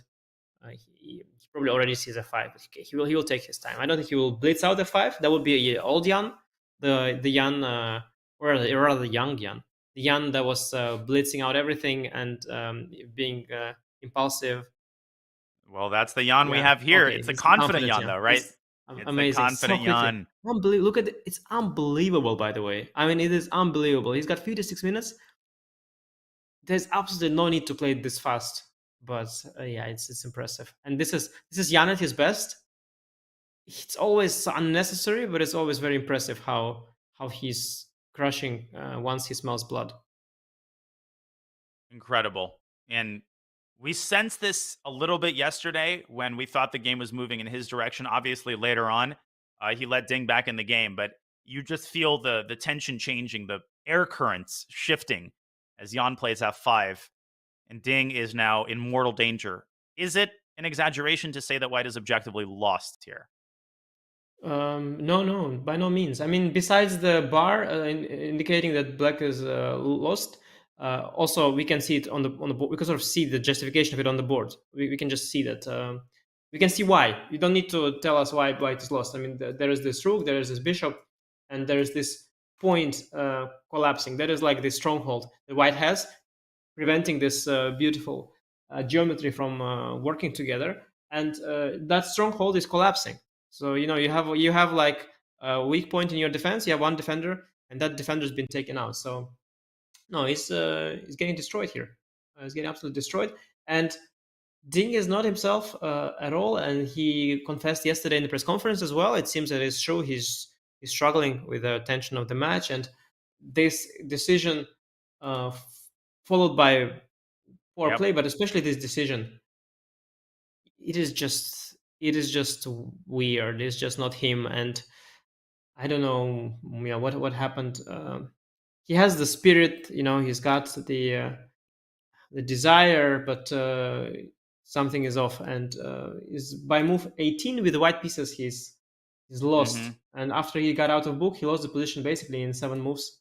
And okay, now only miracle can help him. Maybe he'll find the resource that will make Jan's life complicated and things will spiral out of control. But basically, I think Jan will just bring this one home. And the fact that he played a 5 so quickly suggests that he, takes no prisoners today. And Ding, he lost a quick game in the candidate to Rajabov, but the arc of that game was different here. He put together some amazing opening preparation. He steered the game exactly in the direction that he wanted. He got exactly what he wanted. He got Jan into a less familiar position, and boom, knight takes f6. Now it's unrecognizable when you compare this position to the one that we had after move 8. Well, Ding is presumably going to take quite a long thing here as he tries to figure out a way to pose any sort of problems to Jan Nepomniachtchi. And as he figures out that rook takes d4 is the response to e takes f5, crisis time for Ding Liren here in his first white game at the 2023 FIDE World Championship. Folks, we'll take another very short break. We'll be bringing you all of the action as this game spirals out of control for Ding Liren. We hope you're enjoying the coverage. And in just a couple of minutes, we are going to be back with more from Ding Liren against Jan Nepomniachtchi from the World Championship.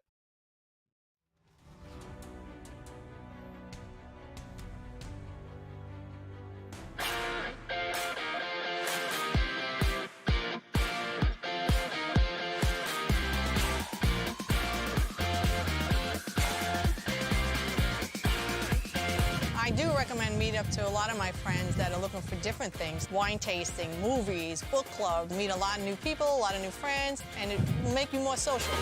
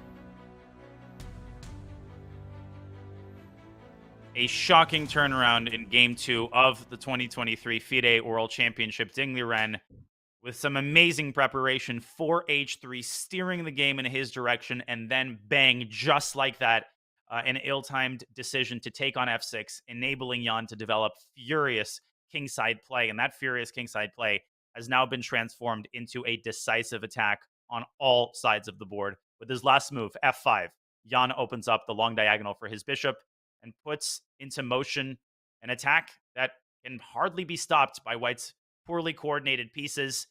G2 is weak, E4 is weak, D4, everything's hanging. Ding Liren stands objectively lost. Grandmaster Anishgiri, he has just come back to the board, so we've returned at a good time. Can he make this? Can he make it to move 30? Yeah, it depends on him, but also on Jan. If Jan will convert this well, it could end very quickly because the position is kind of collapsing, and Ding has to admit that his whole setup hasn't worked out. I saw the best move according to the engine, which is also lost. The best move is to go bishop to c2. That's a complete admission of failure. It means that in a sharp position, you wasted 2 tempi with bishop d3 and bishop c2 back, and you allowed black his dream, which is long castle king d8, rook g8, and f5. And so bishop c2 is you probably don't even make that move, and let alone alternatives. Alternatives are even worse. So objectively, I don't know what move to make. I mean, he missed this. I don't see a move. You tell me. Do you see a move? I do not. No, bishop c2. Literally don't see a move. Like maybe king h1. Maybe king h1. Yeah, probably king h1. You'll play king h1 maybe. To just keep the status quo. I mean, at all costs, you have to keep e4 protected. I mean, if you lose e4, the whole position collapses on the spot. So king h1, what is going to be black's next move? How is black going to apply pressure on white's center here? Yeah, what is black's... well, first of all, black can also make a useful waiting move. Yeah, that is not out of the question. The question is there a blow here? Do you see a blow, or do we need to make a move like... Should sound a bit soft. I don't see a tactical blow because rook d4 no longer works because there is no pin here on the knight. Taking on e4, I think that would be a positional mistake. That is what you don't want to do. Then white gets to neutralize this. The bar doesn't. Yeah, the bar agrees. Yeah, you should know if e4 is a mistake. I had an idea of moving the queen.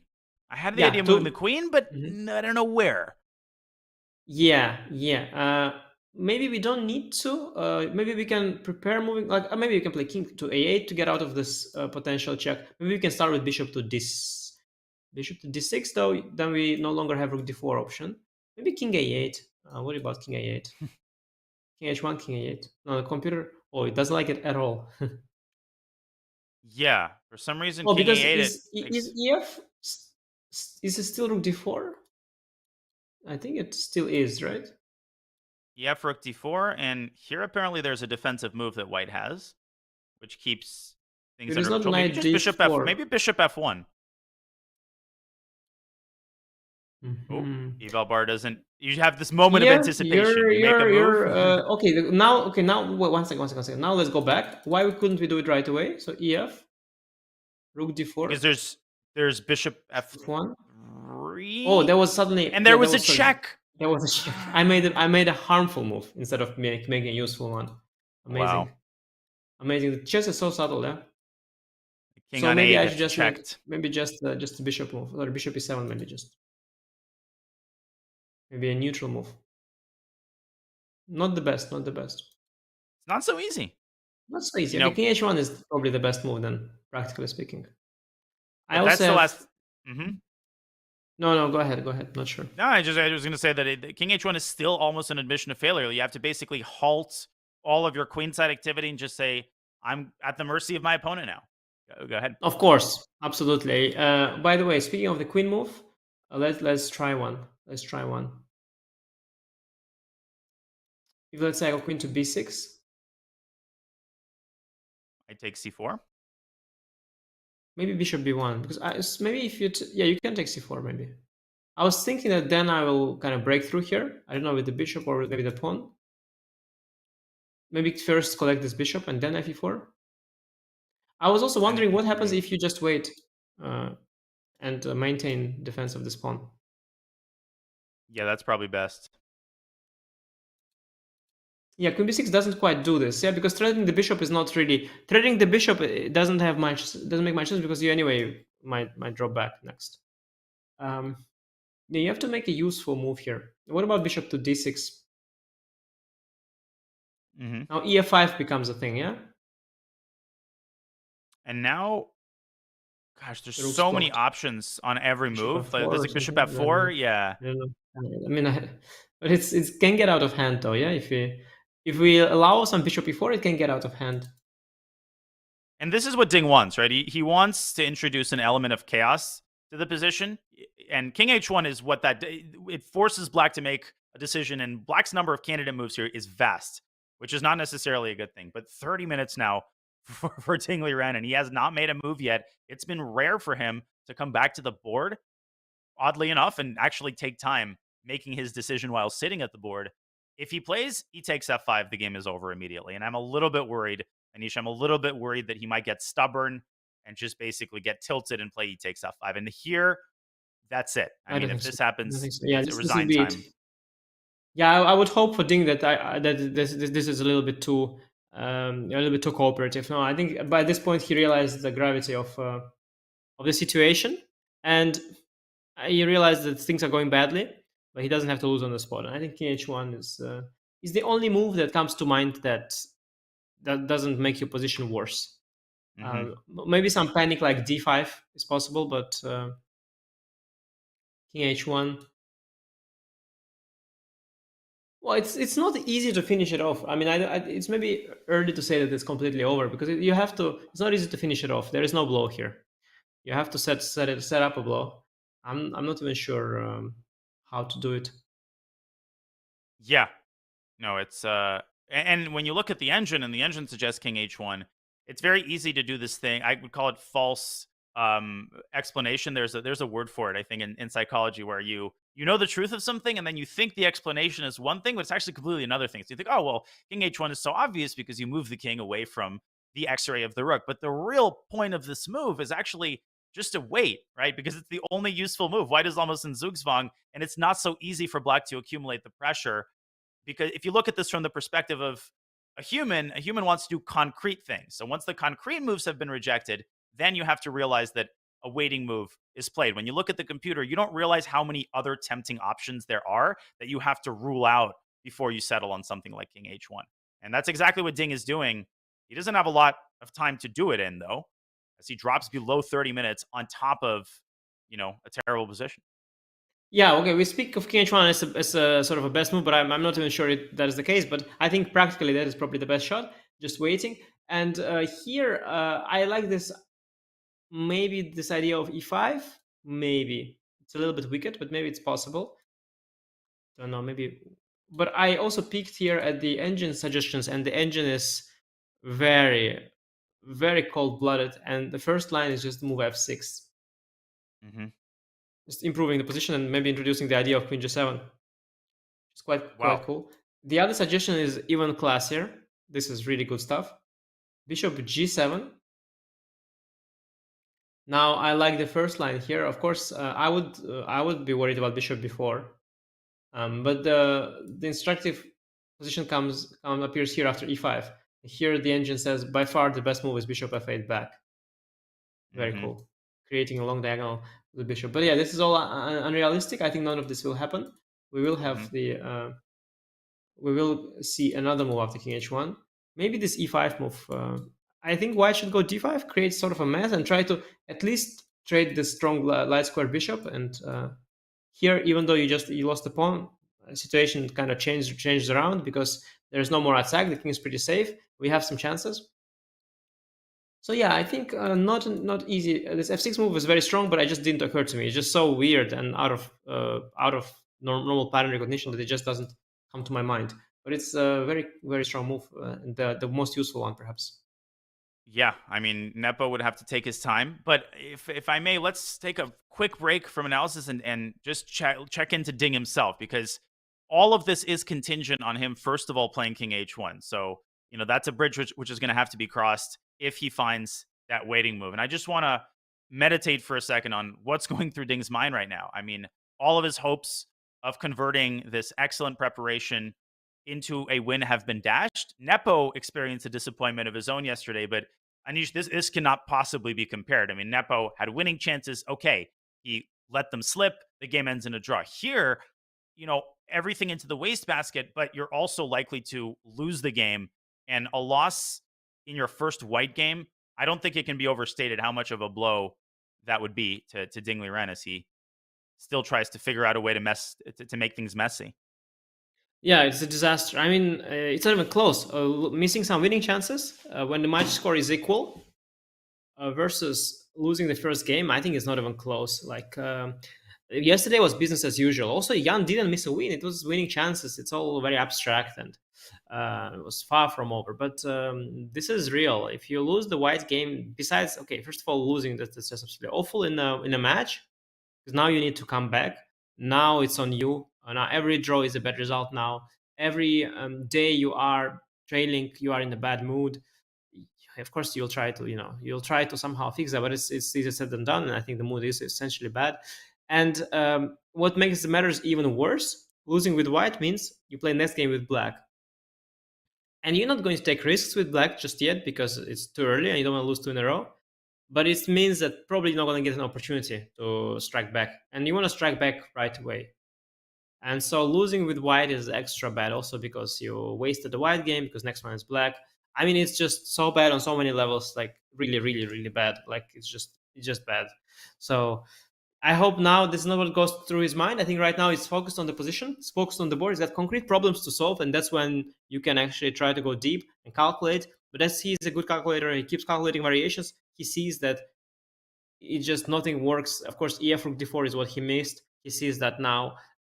He goes back to EF every now and then to make sure it doesn't work. He sees it doesn't work. He tries all kinds of active moves, D5, B3, Bishop C4. Nothing works. 95 doesn't work. So yeah, before he settles on the move like King H1, which is an admission of being in a bad position, he's just circling, checking for all the active moves and seeing that they don't work, and it's definitely gets him in a very bad state.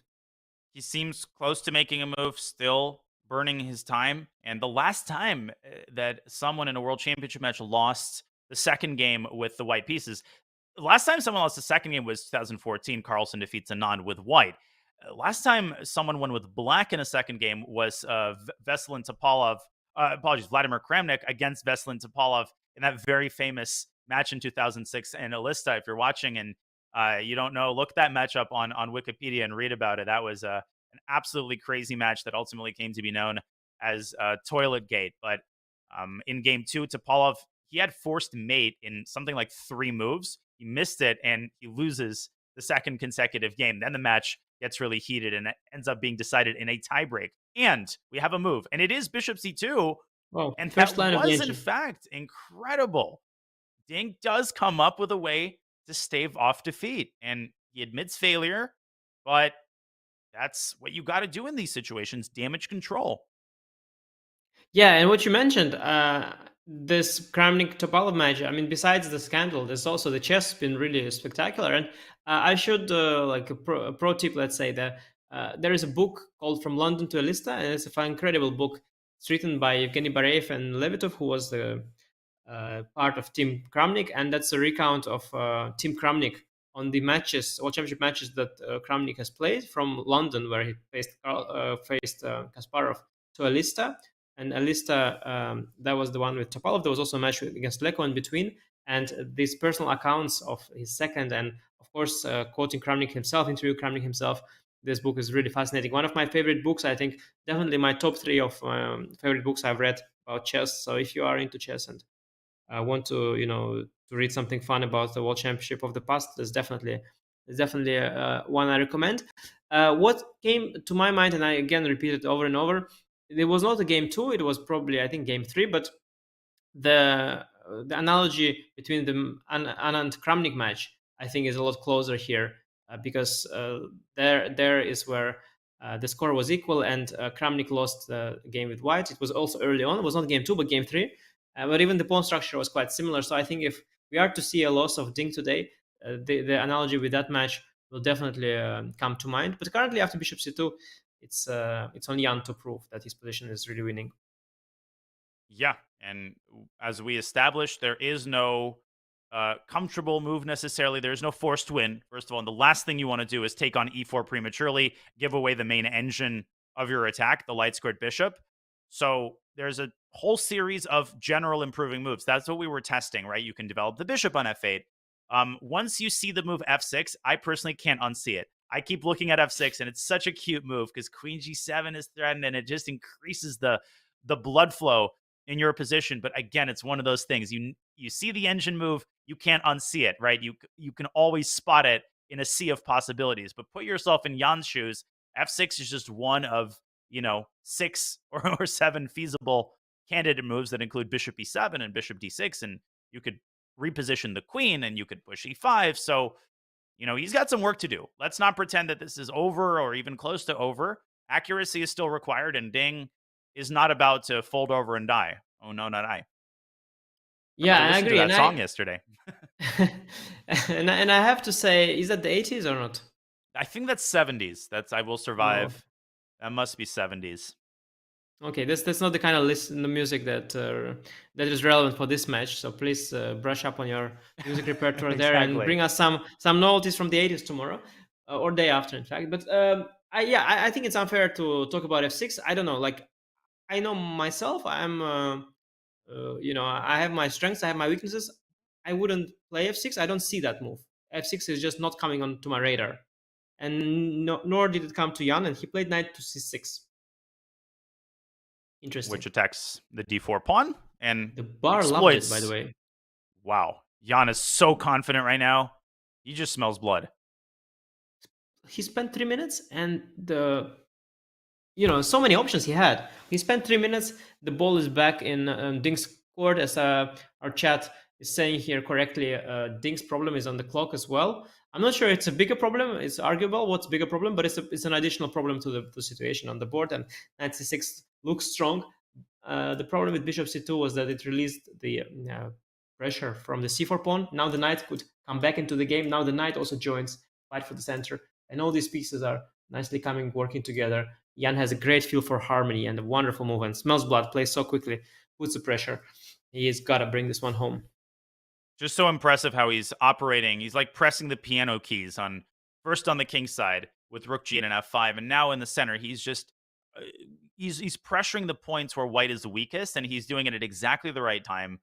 Knight c6 is on the board, and apparently chat is letting us know that at a high depth, Stockfish does indeed consider this its top choice. So f6 is a good move. It's the choice at a lower depth, but when you let the computer sit, knight c6 is best. Jan, when he gets in his element, it's watching an artist just at his craft. This is a well-oiled machine. Knight c6 looks beautiful. I mean, it's the best move, not only for engine but also for human, but apparently also for engine. Yeah, if you show me knight c6, I agree immediately. Like, I see yes. You're targeting the pawn. Bishop e3, I can even consider a move like f4, but it's also bishop e3 is just not very appealing here with the X-ray on the queen. And so this looks like the best move. The move f6 is just not in our pattern recognition, because when you've got these 3 pawns, like this is a pattern, these 3 pawns against the e4, d4 pawns, it's a thing that happens in many openings. And f6 is kind of anti-positional because it weakens the e6 pawn, and usually it's met by a move like d5, and this e6 pawn is soft, and it never adds value to the position at all. It's just here somehow queen could swing. So it's just a very weird move, this move f6, one that just wouldn't come to mind to most grandmasters just ever.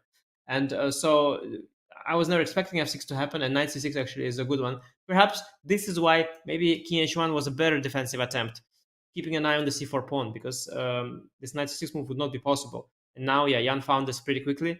And it's again back to Ding.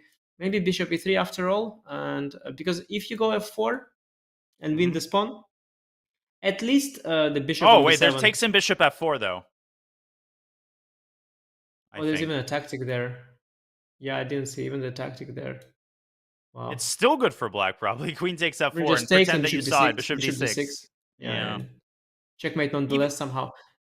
Jeez. It's sharp. It's sharp. I'm not sure it's so clear. It's sharp. Also, maybe queen f3.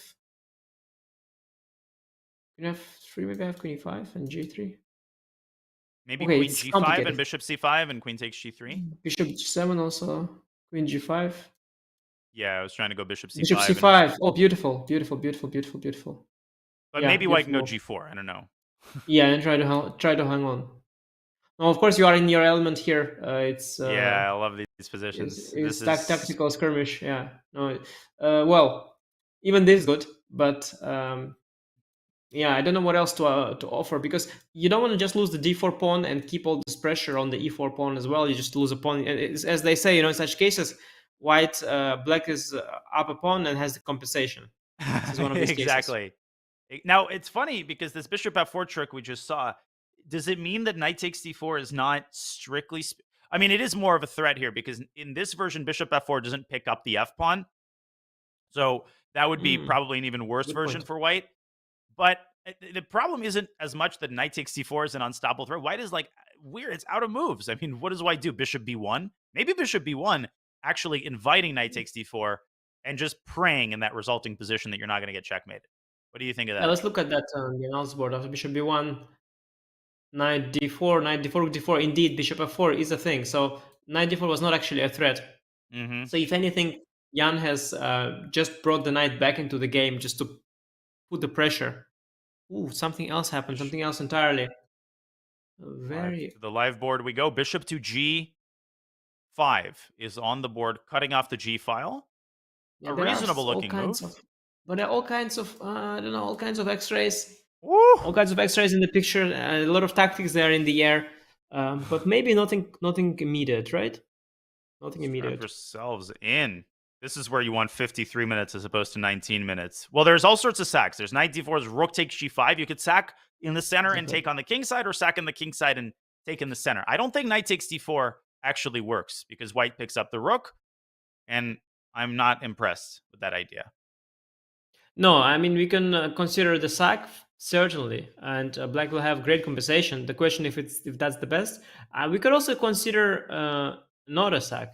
I think that's also allowed. We can just go bishop e7 maybe and just trade the bishops and see what happened there. How much relief this brought to white. The bar says it brought quite some relief, so bishop g5, certainly an interesting shot. f6 now, bishop takes f6. Is there any follow-up there? Not really, perhaps. Rook g5, bishop h6, also sometimes an idea. Yeah, and knight takes d4 here, of course, is the typical knight d4 move. First, of course. Yeah, knight d4 first is the one comes to mind. Yeah. And Eva Bar is not going down, so... No, Eva Bar doesn't mind. Oh, wow. Yeah, actually, we're threatening knight b3 to regain the exchange, it's at the very least. And... yeah, what do you play? Queen h5, I guess? To try Queen to somehow... h5? I have a cool line. Spice things up. Oh, it doesn't What do we play? quite... No, it doesn't quite work. I was thinking bishop c5, and the idea is to meet queen f7 with knight f3, but it doesn't quite work. And queen g3, king h1, I think it's unclear. Because you can't take with a knight, the queen is lost. Oh, no, it does work. It works, yeah. Is it bishop f2? I don't know. Please give me, literally give me a break, because I cannot follow this stuff. You're too sharp, too quick. Like the kind of tactics you are throwing here is just they have come out of nowhere for me. Bishop f2 or queen g3. I don't know. I don't see the finisher, but okay, you gotta finish it off for us. Do you see it? Maybe it's as simple as queen takes knight and just chill. I don't know. I'm skeptical that this is the move. It's the move. The bar hasn't moved. The king is just too late. It's just mate. It's just a slow mate. It's a slow mate. Oh, it's relatively slow. I mean, it's not like checkmate, but it's like takes, attack, and then checkmate. Yeah, there's all kinds of queen h6, queen h4, rook g8, bishop f2. all kinds of threats. And the king, like the king on b8 or even a8 position, like is so incredibly safe. There's not even a check you can give, whereas the white king is doomed in the long run. So definitely possible. And rook g5 knight d4 is findable. Only thing is that you might not be sure in the evaluation that it's so winning. You can be sure it's good for black. I mean, you can be sure it's enough because it looks really, really appealing. But you don't need to be sure it's winning. You can just take and play knight d4, thinking, okay, I have an active position. I have much more time. I have good practical chances. And then after the game, you can ask your second. You say, was I winning, or what was the evaluation? And they'll say you're completely winning. You're like, okay, I was completely winning. Nice. You don't have to know that you're winning. You just go for it anyway. Right. And another thing I would add as we, go back to the board after bishop g5, 50 minutes for Jan here to contemplate how to continue the attack. Rook g5, knight d4. I think a lot of people think of sacrifices as one big category, but in fact, a queen sacrifice is very different from an exchange sacrifice. This is barely even a sacrifice. You get a pawn and a piece for the rook, which is a material investment, but a very small one. So it's not like it's an all or nothing situation where if you don't checkmate in 3 moves, white's going to consolidate and win, right? You can play that as just a regular position, and that exactly really, raises the appeal of a move like this. Jan scratching his hair. He's tempted to move. I know he's tempted to make a move. Yeah, I mean, rook g5, knight d4. That's just it's it's a speed chess championship move. It's the bullet brawl move. It's it's an instinct, and like you said, it's not one of those sacrifices where you give up a lot of material. First of all, a rook for a bishop and a pawn is barely a sack. Secondly, all these dark squares, and you now owning the bishop pair, even materially speaking, you are not really down. Like, you can sack a rook for a pawn and a bishop pair. I think 2 bishops and a pawn are worth a rook and a knight, pretty much in most cases, just like by default. So not to mention here where all these dark squares, and I mean, we've seen the dark squares, like, it's such a common pattern. I don't know if you've played the semi-Slav openings. If you have seen these games of Vichy Anand around the year 2006, Aronian lost to Vichy in 2006, World Championship it was. There, like, the Vichy has beaten Kramnik also on the dark squares. Like, this whole pattern of sacking stuff and controlling dark squares, I've seen it over and over, and Jan has seen it also many times. It's just so tempting, and it can't be bad. It's good. You maybe don't know it's winning, but you don't have to. You just do it, and then you win the game, and then you celebrate. Yeah, I mean, I God himself wouldn't be able to stop me from playing rook takes g5. I don't like this phrase. I don't like commentary cliches, but if there is a time to use the phrase "this move plays itself," I think this might be a good time. And I totally second your point about square control. I'm not as familiar with. I've seen a couple of those semi-Slav domination games, but when you've got full control over a whole complex of squares, that just opens up a whole world of tactics, because literally anything that happens on any dark squares on the king side is A, going to be in black's favor, and B, going to be dictated by black. Jan, big surprise there. He's taken on g5, and he's done it quickly. All right, Ding, come back, please. No, it's position definitely plays itself. You gave me a flashback there. I suddenly remembered that my today's nightmare was literally that I had to share a room with Hans Niemann. I had suddenly this dream. Anyway, the rook g5. It's true. I just suddenly it came back to me when you said that the position plays itself.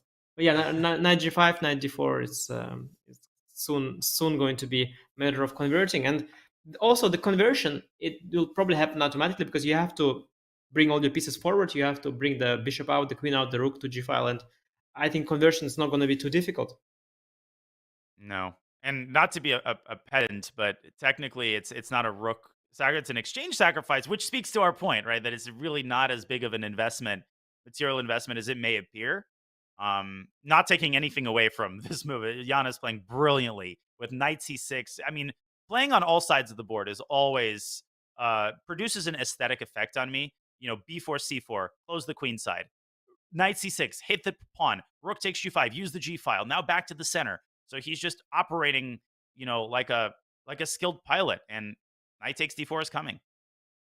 Yes, and I definitely have flashbacks to that candidates game, the first round, where Jan absolutely crushed Ding. He won. The final position was so winning, like he won with a big margin, you could say. I mean, it's not a thing in chess. In chess, it's always only can be 1-0. But sometimes you see these positions and these games where you sort of win with a margin. You know what I mean? It's not like a tempo by tempo, but it's just like you're so winning in the end that even if the opponent had an extra piece or an extra tempo and a piece, you still will be winning. And this could be that kind of game.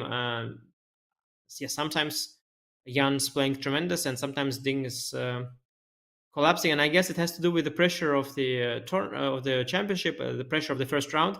I do hope, and I do think the chances are high once Ding finds himself at the bottom, he will calm down, and as he has managed to come back so many tournaments, he will come back in this match as well at some point. But it looks like at the beginning of it, he is going to go down, because at this point, I don't see a defense for White. Yeah, this is getting worse and worse. I mean, the clock situation is getting worse and worse. He's got 20 more moves to make and 18 minutes to do it, and he's got less than a minute per move, no increment until move 60. So literally, no matter how you slice it, this should be basically in the bag for Jan, and I think he senses it. And for Ding, I think it's going to be super important. We'll talk about this later, of course, to diagnose the reason how knight takes f6, as he plays, I think, queen to h5, trying to keep his pieces away from the center, away from the d file. That probably is the most resilient move, but knight takes f6 is where all of his problems begin. But okay, this is not over yet. Jan still has to be accurate. We've seen crazier things happen. How is he going to proceed?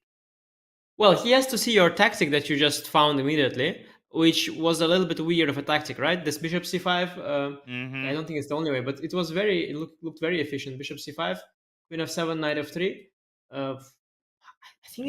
I think, I don't know how you found this stuff, but I think it's extremely difficult because it doesn't even end with a forced win or anything. I mean, it is a forced win, but not with check. So for me, it's an extremely difficult combination. But Jan has already moved. He's played f6. He's just blitzing out moves. And yeah, I agree. And that position was very hard to... That was the hardest part of that tactic to me, was evaluating the resulting position, because it's not immediately clear that it's crushing. Instead, f6 hits the knight. It's even stronger. Yeah, the bar didn't even move a bit. The bar is saying this is a great move. It's one of the best moves. Incredible. Apparently, this is the best move. Just to check.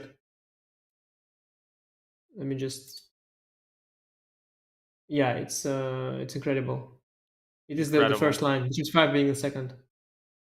Well, it depends on the depth, and it switches around, but doesn't matter. The point of the matter is Jan plays extremely quickly and extremely well. This was my first introduction to Jan. When I played him, I was very young. In the tournament where I beat Magnus, I was 16, and I played Jan. Jan is 4 years older than me, so he was probably 20 when I was 16. And my first game with Jan, I played with the white pieces. At some point, there was a move repetition. I was still very ambitious as a kid, and so I played on, and I got punished very rough, and I was in a lost position. And of course, he was up on the clock by a mile. He had over an hour, and I was in time trouble. And at some point, he was winning, but things got a little bit like sharp, in a sense that he had to calculate something. And I thought, okay, he will probably calculate now and maybe find a win or something like that. But I didn't see that win. Instead, he just started blitzing out a sequence, which I didn't see. For a second, I thought he blundered, because it looked like he blundered. But it turned out he saw a step ahead.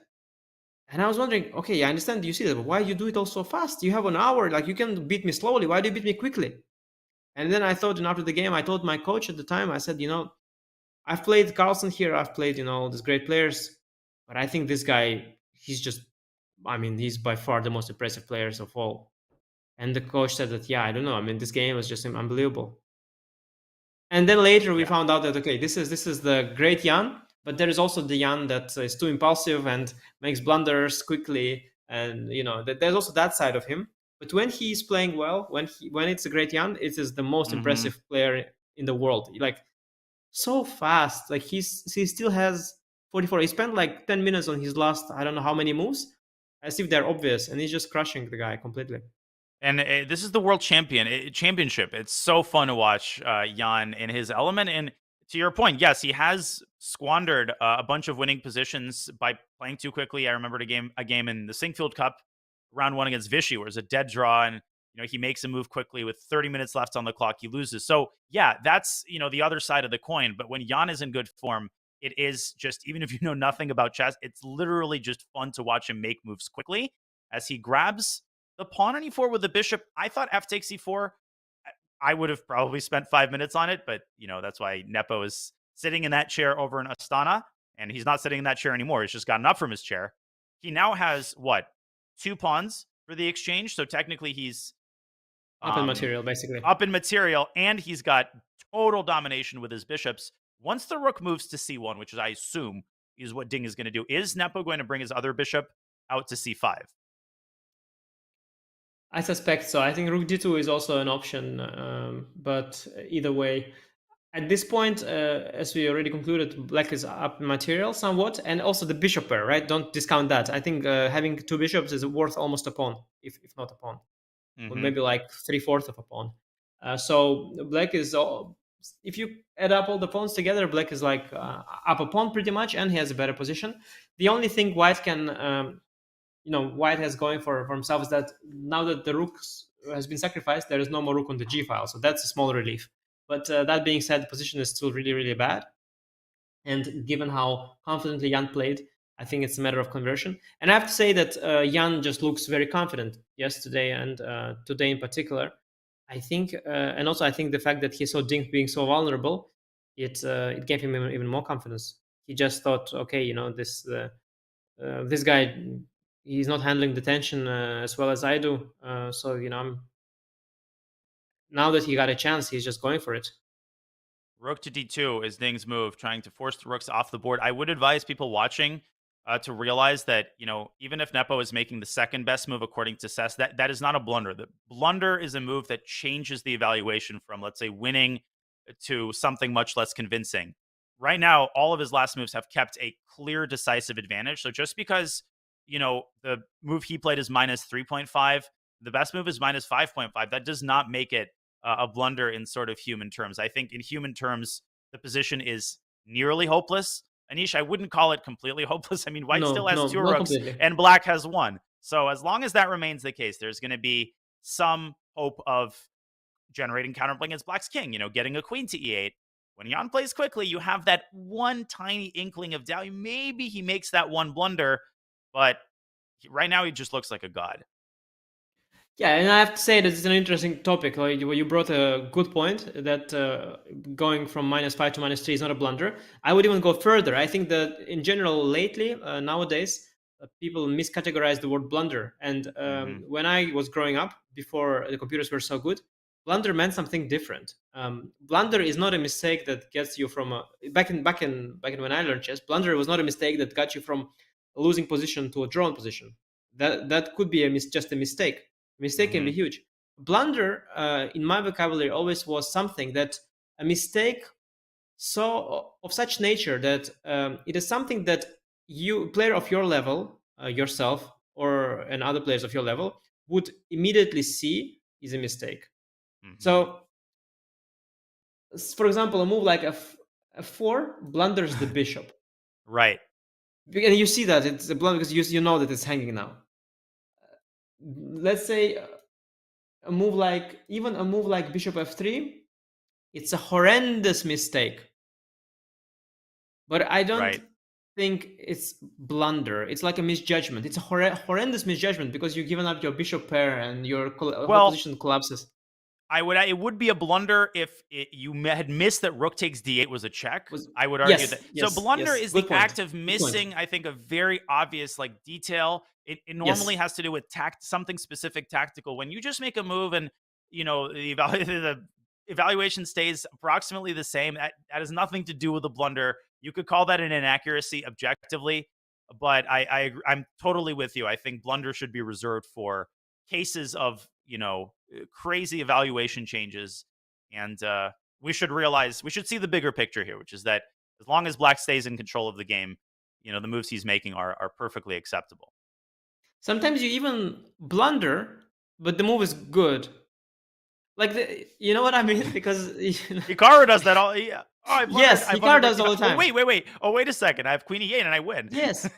I think I'm blundered.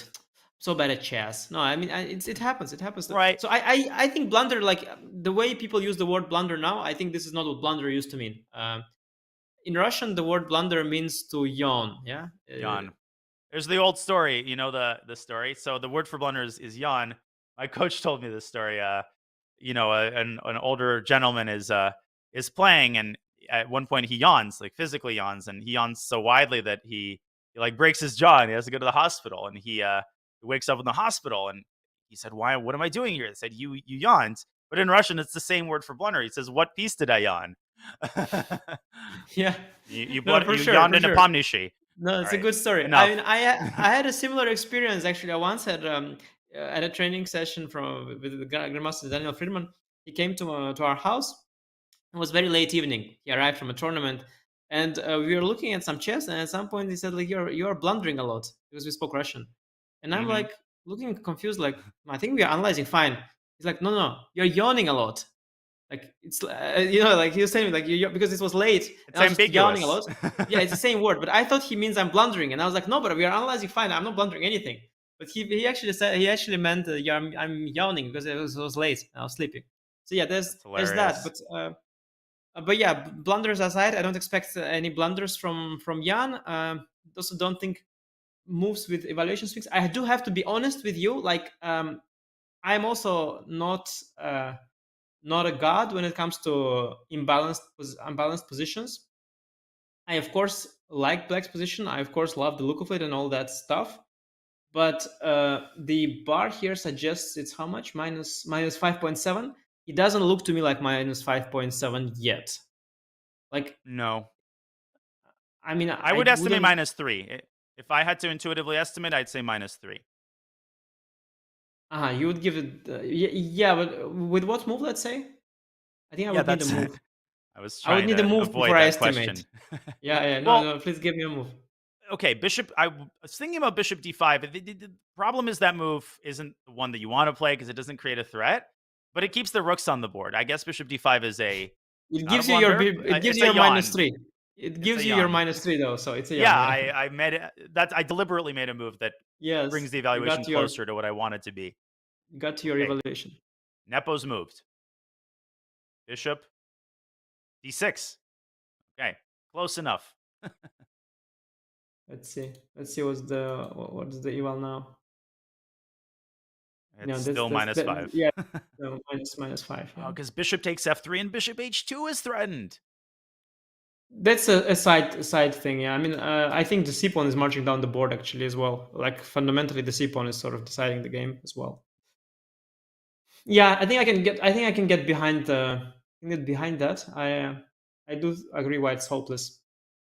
Why it is mainly hopeless. I mean, my first impression is not that why it's completely hopeless, but the second impression is because once you start looking for moves, somehow nothing good comes to your mind.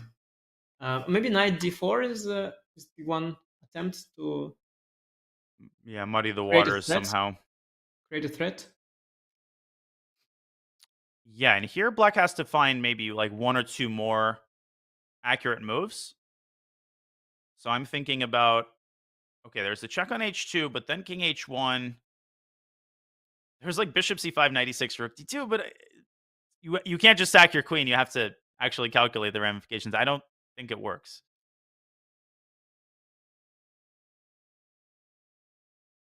Well, I mean, you could also just protect the e6 pawn in a worst case, but maybe yeah, you're looking for a finisher here, right? Don't you? You're looking for something big. I'm looking. I haven't found it yet. c3 also should not be discounted Oh, because that is c3. ultimately the next c3. move.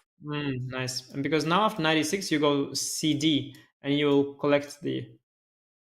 There is a nice resource though. I mean, I'll just show it. I'm not sure if it's too relevant. It doesn't actually work. It doesn't save, but it's a nice resource in the sense that you can play here rook b1 check, so that after bishop b1 knight c7, yeah, you are lost because of d1 bishop h2. But I don't have d with check. Woo! I think you should show d1 bishop h2. It's really beautiful. Yeah, that is of course there. Besides bishop takes c7 being winning on the spot as well. Sorry, bishop c7. I mean immediately, or bishop h2 here. Now this whole line made no sense. After c3, the only chance I think is to take and bring the rook back, and then maybe c2 is good enough. What do you think? c2 definitely should be enough. I think Looks enough. Yeah. No, I mean once 94 is c3, there is no other active move. Second exchange here is not helping at all. You just don't have enough. I mean, if you had like a queen on e4 already, and you had a threat of Yeah. knight c6, we would be talking. Exactly. Black would be better after rook c8 probably, but we would be talking about something. And now there's nothing to talk about. The queen is just not contributing, and the knight c6 is not a threat, and knight e6 is C3 is easily coming. parried. And again, Yeah, that is always sitting. No, it's just Bishop really bad. It's getting lost. It's lost. It's lost. It's getting into resignable. Not resignable. He's not going to resign here. No, not resignable. Not resignable. It's lost. Yeah. When he does resign, Nepo will have won 3 black games in a row, and he will have joined the last person to defeat Ding Liren with the black pieces, whose initials are AG from the Tata Steel tournament. So it's a pretty elite club. Mm-hmm. And it's a special feeling, isn't it, to defeat someone like this with a black piece? Is there a particular joy that derives from winning with black against a player as solid as Ding? Yeah, I mean, especially in this way. Like, I must be honest, when I beat Ding in the Vaikanze, it was a ridiculous game. Like, it was an awful game. On not just from him. That is okay. I'm cool with that. But also on my part, like, I converted well, but the start of the game was so strange. We played both so horribly in the opening, and it was was a weird game. Like, I don't know. I was kind of taken out of my. I was taken out of book at some point and started going wrong, and he also was. It wasn't. Still, I was very happy with the game. But this game is different. Here, Jan, he has done nothing wrong the entire game, and he's played brilliant chess throughout. So this is very satisfying. Very satisfying. I mean, if I think of last game that I played, which was as pleasing with black, I can only think of my game against Fabiano in candidates when I played with the black pieces. There too, I played a good game at least. But this is such a crushing defeat. Well, it happened. It has happened to Jan much more, I guess, than to me. Him being such a brilliant player and so much more aggressive. I think in the candidates that he won, he's had a few of these black victories, right? He crushed also Firuza, if you remember, who did this bullet with none other than weren't you part of that big story? I was involved. I was implicated in that story. Yes, you were involved. No? You contributed to Jan's crushing defeat against Firuza that day when you played a bullet match with Alireza all night long. But yeah, Jan is not new to crushing great players with black. So for him, it's business as usual. Yeah, it is. And this game can kind of be divided into before and after, right? Before knight takes f6 and after knight takes f6. And that was only move 12, which is crazy. There was a whole stage of the game where we were in firm Queen's Gambit accepted territory. One could argue a slightly more favorable version for white. You're rewinding to that moment. You look at, the current position, could not be more different from what we had and what we would have had after knight takes c5. And we talked about regret yesterday, right? The regret of not making just one move that could have completely altered the arc of the game. And here you have that move. You can point and say, here, this is where I let things slip. And Ding will have to figure out what appealed to him about knight takes f6 and, what went wrong in the immediate aftermath, because even after the knights were traded, it's still an unclear position. So the couple of mistakes that he played until move 20, that's ultimately what did him in objectively. Yeah, but I'm maybe I place too much attention to the opening and early middle game, but I would go back indeed to this moment, because I think chess is difficult, so you can things can go wrong in a complicated middle game, but this is just a decision moment, and there was just I felt there was just a wrong decision. Like, your expected value drops tremendously after knight f6 gf, just tremendously. It does, and knight c5 is a risk-free option. But let's go back to the live board, because we have 7.5 minutes now for the number 3 player in the world. 38 for Jan, no increment, 15 moves to make. So by definition, he will make a move very soon. Is there any possibility he resigns? I think the likelihood is 0. But a couple of moves later, if Jan makes one or two more accurate moves, give him a percent or two. I mean, give him a percent or two. I mean, 0 is yeah, rough. not zero. It's really that it's that bad. Position is bad. Yeah, it's. I mean, I think it's a position where you at some point understand you are lost. Some people, I know some players who are known to be resigning relatively early, who don't like this whole procedure of playing in a dead loss position. I know some of these players. Yeah, they could resign here, but I think Ding usually plays out until it's clear to everyone, including the chat, that he's lost. Somebody's yeah. Mm-hmm. No, I wanted to point out that the chat, somebody mentioned that that getting flagged in a classical game, but it's a very normal thing. It happens. I mean, you got a lot of time, but you spend it. Nothing weird about getting flagged in a classical game. I think it happens. Yeah, losing on time is kind of more normal than people realize, and it's a natural byproduct of having a miserable position for 10 moves. You have to spend your time, and that's why there is a time limit, because ultimately you've burned too much clock. He's now below 6 minutes. We're going to reach a point where he physically won't be able to make 15 moves in the allotted time. That's what people are referring to. That moment is going to come around the time that he has, maybe a minute on the clock. So he has 5.5 on the clock, but in reality, he has to make this move in the next minute or so. Yeah, and so you have to control the clock as long as the situation on the board is acceptable, because you have a lot to lose. But when you are dead lost, you might as well let the clock run down, because you're anyway lost. So that's what's happening here. Ding realizing he's completely lost. If he knew that there is any chance of survival, he would have played faster to at least keep the clock situation under control. But now that he sees he's completely lost, he's just he's thinking about the position a little bit as well, but he is just it's all kinds of thoughts are entering his mind, and he's trying to find the solution, but there is no solution, and he understands there is no point to make a losing move quickly. So he's looking for that one move that's not losing, but there's just not that move is not there. He already knows it. But he still has to get to terms with that. And okay, it's a painful experience to watch someone suffer in a lost position. But as a commentator, yeah, we have to endure that. It's part of the process. And just to summarize, Black is dominating positionally with the bishops. Black is actually up material, 2 pawns for the exchange. There's an immediate threat of bishop takes knight and bishop h2. There's an immediate threat of c4, c3, which literally cannot be stopped. The pawn smashes through to c2 under the very able support of the bishops. One bishop supporting c2, the other bishop can chase out a rook if it sits on c1. And the queen on h5 is pitiful. It's not attacking anything. It's doing nothing. It's not participating in the defense. If you could reposition it maybe to like e3 or e2, okay, maybe Jan would have to demonstrate some more precise technique. As it stands, you can close your eyes and my cat could play c3, and I don't even have a cat. I was about to ask. Yeah, I didn't know your cat was. I have a cat. No. I want to get a cat, but I don't have one yet.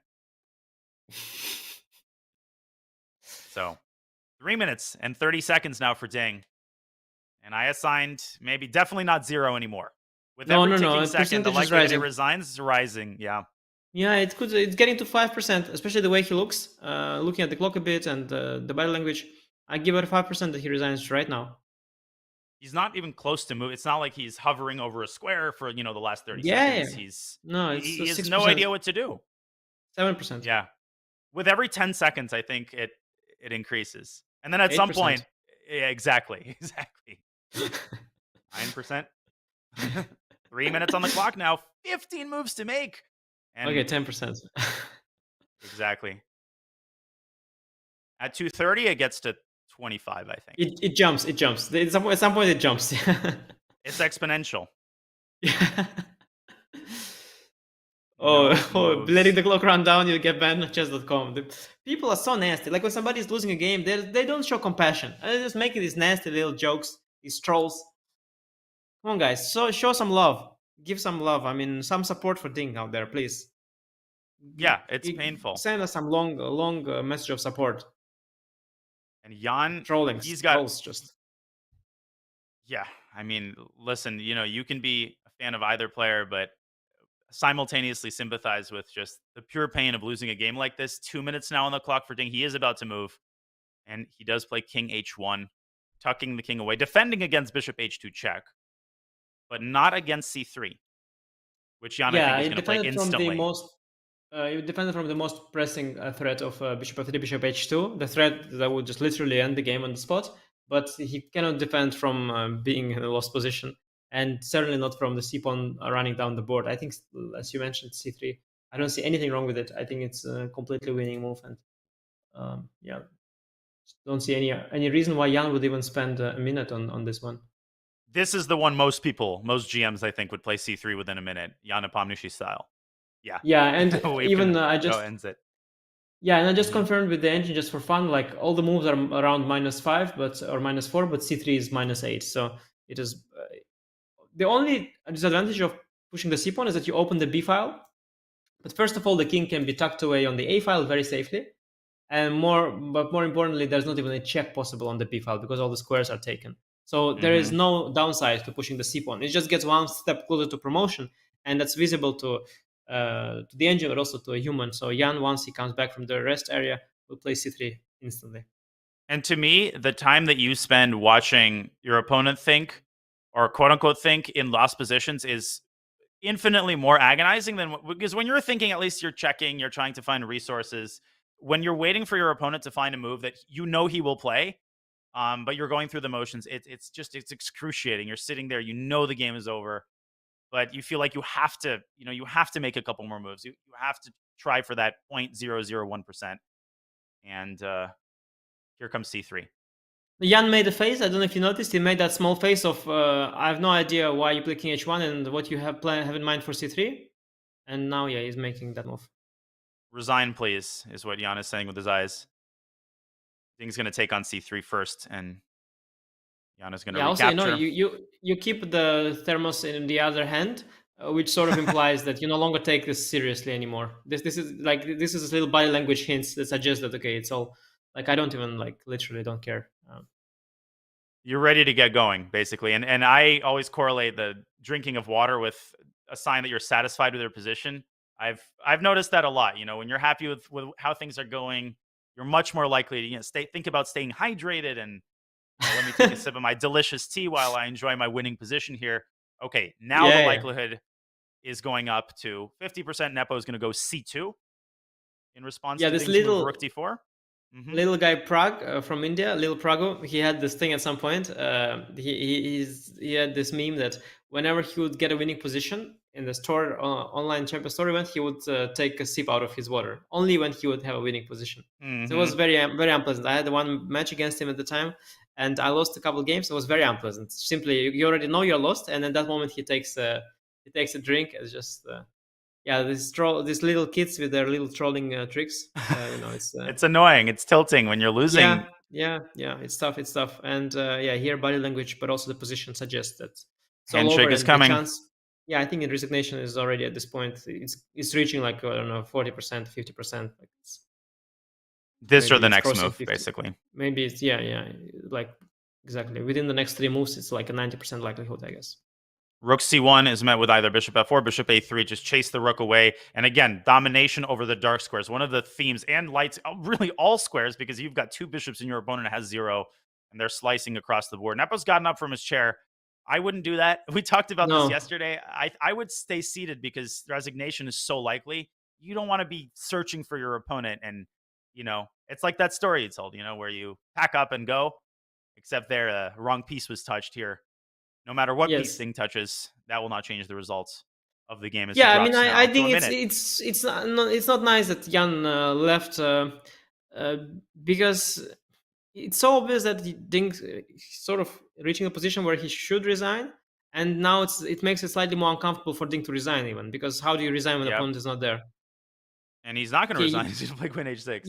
No, he basically he was forced to make a move. Yep. Exactly. I don't get it. But maybe Jan is trying to show that he was expecting Ding to resign early. But these kinds of games, why play any of these games? Maybe he wants to go to the toilet.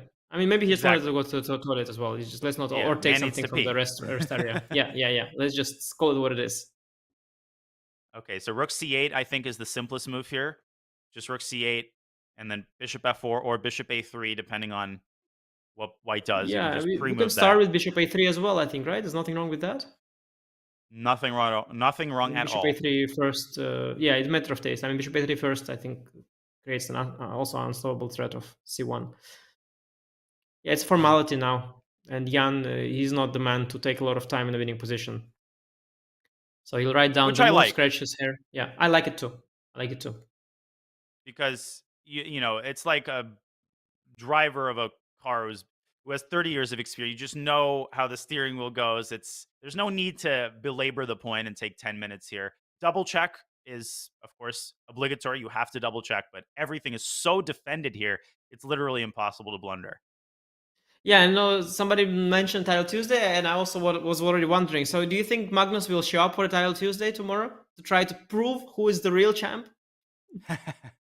Hey, after watching this display, I think he might feel inspired. He'll I have think to. we're He'll definitely, at have least to. in the morning one, I think we'll see him. Maybe he'll grace us with his presence. Yeah, he has to. Now he has something to prove. He has gotta log in on Chess.com, sign up for Title Tuesday, and show us who is the boss, who is the real boss. Well, we know who the boss of the first two games of the World Championship is. This has to be such an amazing feeling. The first game that Nepo is going to win in a World Championship match. He's going to break that, glass ceiling. And is that going to open the floodgates? Is this just going to be a blowout from here? There's absolutely no reason to conclude that. And this is only game two, and this is only a 1-point lead. And for Ding, his psychological preparation for the next game is going to be crucial. E5 is the top engine move, by the way. Yeah, let's just to be Dang. sure. Let's just to be sure. Let's just make Rook has nowhere to go. No, Rook it's has nowhere nowhere to to go. go. Literally, yeah. Resign. Jan You know what's another Nepomniachtchi great has news? won. Yeah. Another great news is that now that the balance has been disturbed, the players, the draws no longer, no longer retain status quo. So every day now, there's Ding who's going to try to come back, and there's going to be action. There's going to be even more action, and that's really wonderful. We congratulate Jan Nepomniachtchi for his first World Championship victory in Game 2. He now leads 1.5. Before we tie up some loose ends and take a look at the scoreboard, let's quickly run through the key moments in this game, because once again, it was a tale of almost two games. And it's hard to imagine that 4H3 occurred in this very same game. We were hyping up Ding's opening choice, an incredibly rare move with just a handful of games in the database, in a position where the Catalan or the Rogozin is automatic. He plays H3. It's kind of a waiting move. Anish, I think you characterized it best, kind of trying to drag Jan into unfamiliar territory, and he sort of succeeded, didn't he? He did. Jan was in unfamiliar territory, spent a lot of time, got this very complicated position, went for a variation that is theoretical with a tempo more for black, but somehow, for some reason, Ding didn't go for the most obvious knight c5, which would keep the position a lot more safe, especially if white knows how to proceed. This leads to a pretty one-sided game. Instead, Ding decided to go for this very sharp, very complicated knight f6 gf, which even objectively is quite dubious for white, especially followed up by e4.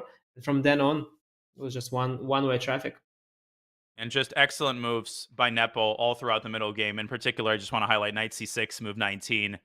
Yeah, using I the board think as the a canvas. special mention to f5 as well. It was definitely a blow, followed up by indeed this move knight c6, setting up this wonderful exchange stack with rook g5. I mean, really, after knight f6 gf, I think Jan's play just so nice to scroll through. So if you're following this game, you are out there on your mobile device or desktop computer, just once again go at the start and just click the next next move, scroll through the game, enjoy how Jan brought all his pieces to the best squares, and then here with f5 open this diagonal, then brought the knight back, sacrificed the exchange, and in the end just crushing through. Beautiful game, ending with a resounding victory and a completely dominant position in the very end.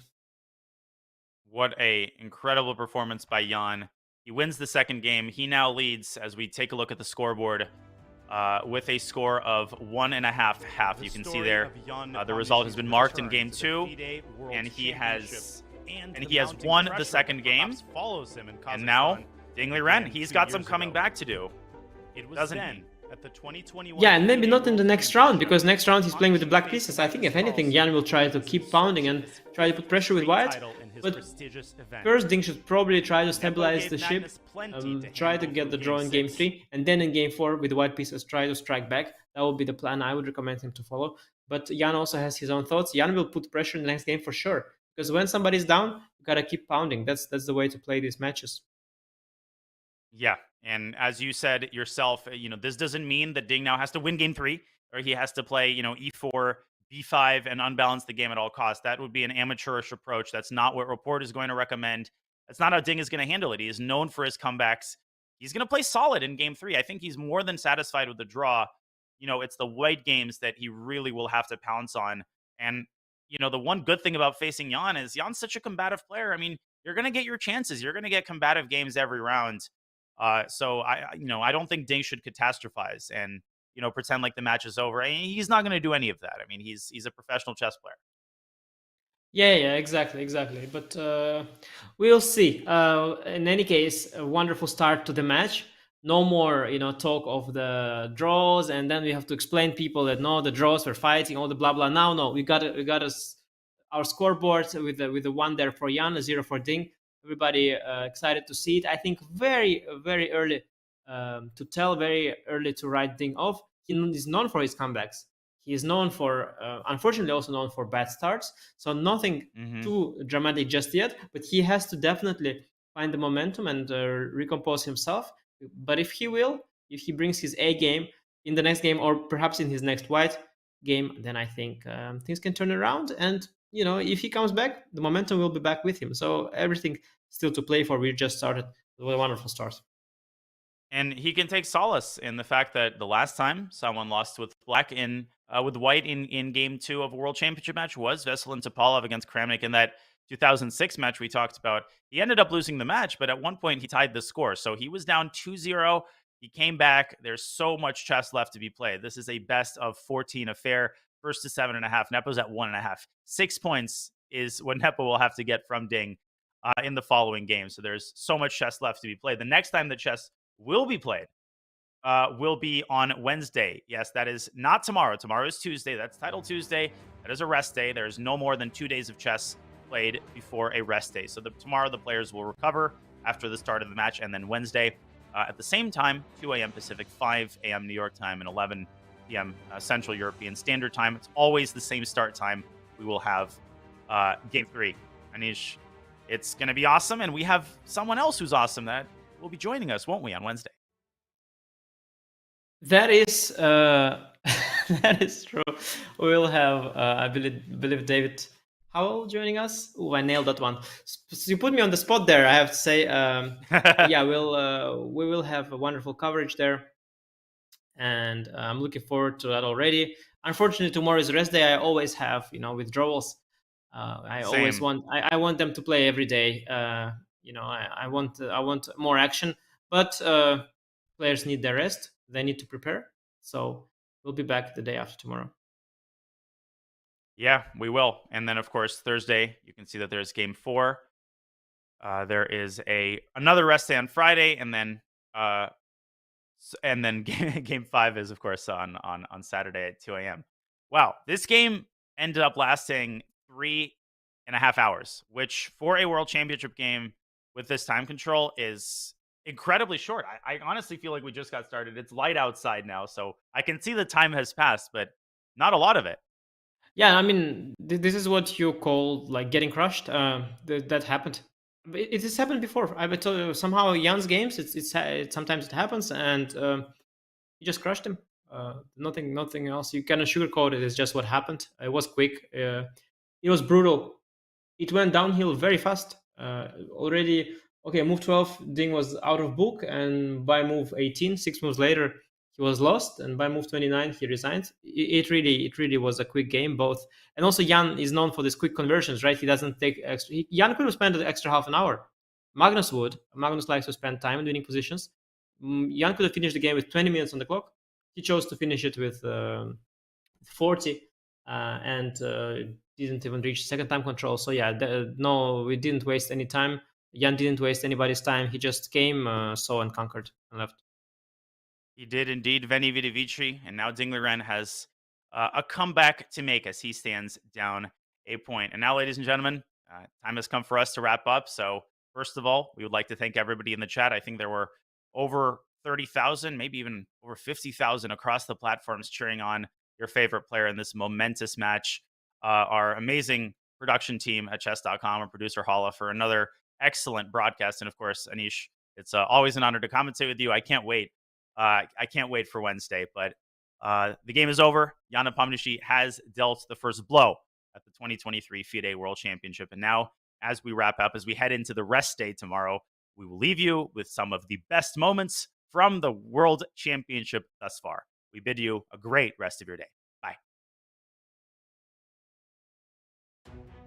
Right now, big decision for Jan. Does he roll up his sleeves? Is this the time to play knight e2, or does he keep playing the waiting game? Queen f4, very tempting. Queen f4, queen b8, by the way. It's a Jan move. Infiltration with the queen, that's Jan's favorite topic. He Queen smells f4. blood. Watch this. I know this. There I know my man. I know my man. F4 has been played. Ding is up from his chair. He's definitely surprised by this move. Something's gone wrong here. Somehow he missed something, and now he's just slightly lost the thread. We're about to find out the first move of game 2, ladies and gentlemen, of the FIDE World Championship. And it is indeed 1d4. Whoa! What? He mouse slipped. The G pawn is the one, it's the other one. This is crazy. Jan's facing some new problems, and the price for move is very high because maybe c4 is right, maybe b4 is right. So I think he's in a very tough spot, and I don't know how he ended up there after h3, but he suddenly ended up there. Incredulous Jan Nepomniachtchi thinking, where is my opponent? Disconnected. Disconnected.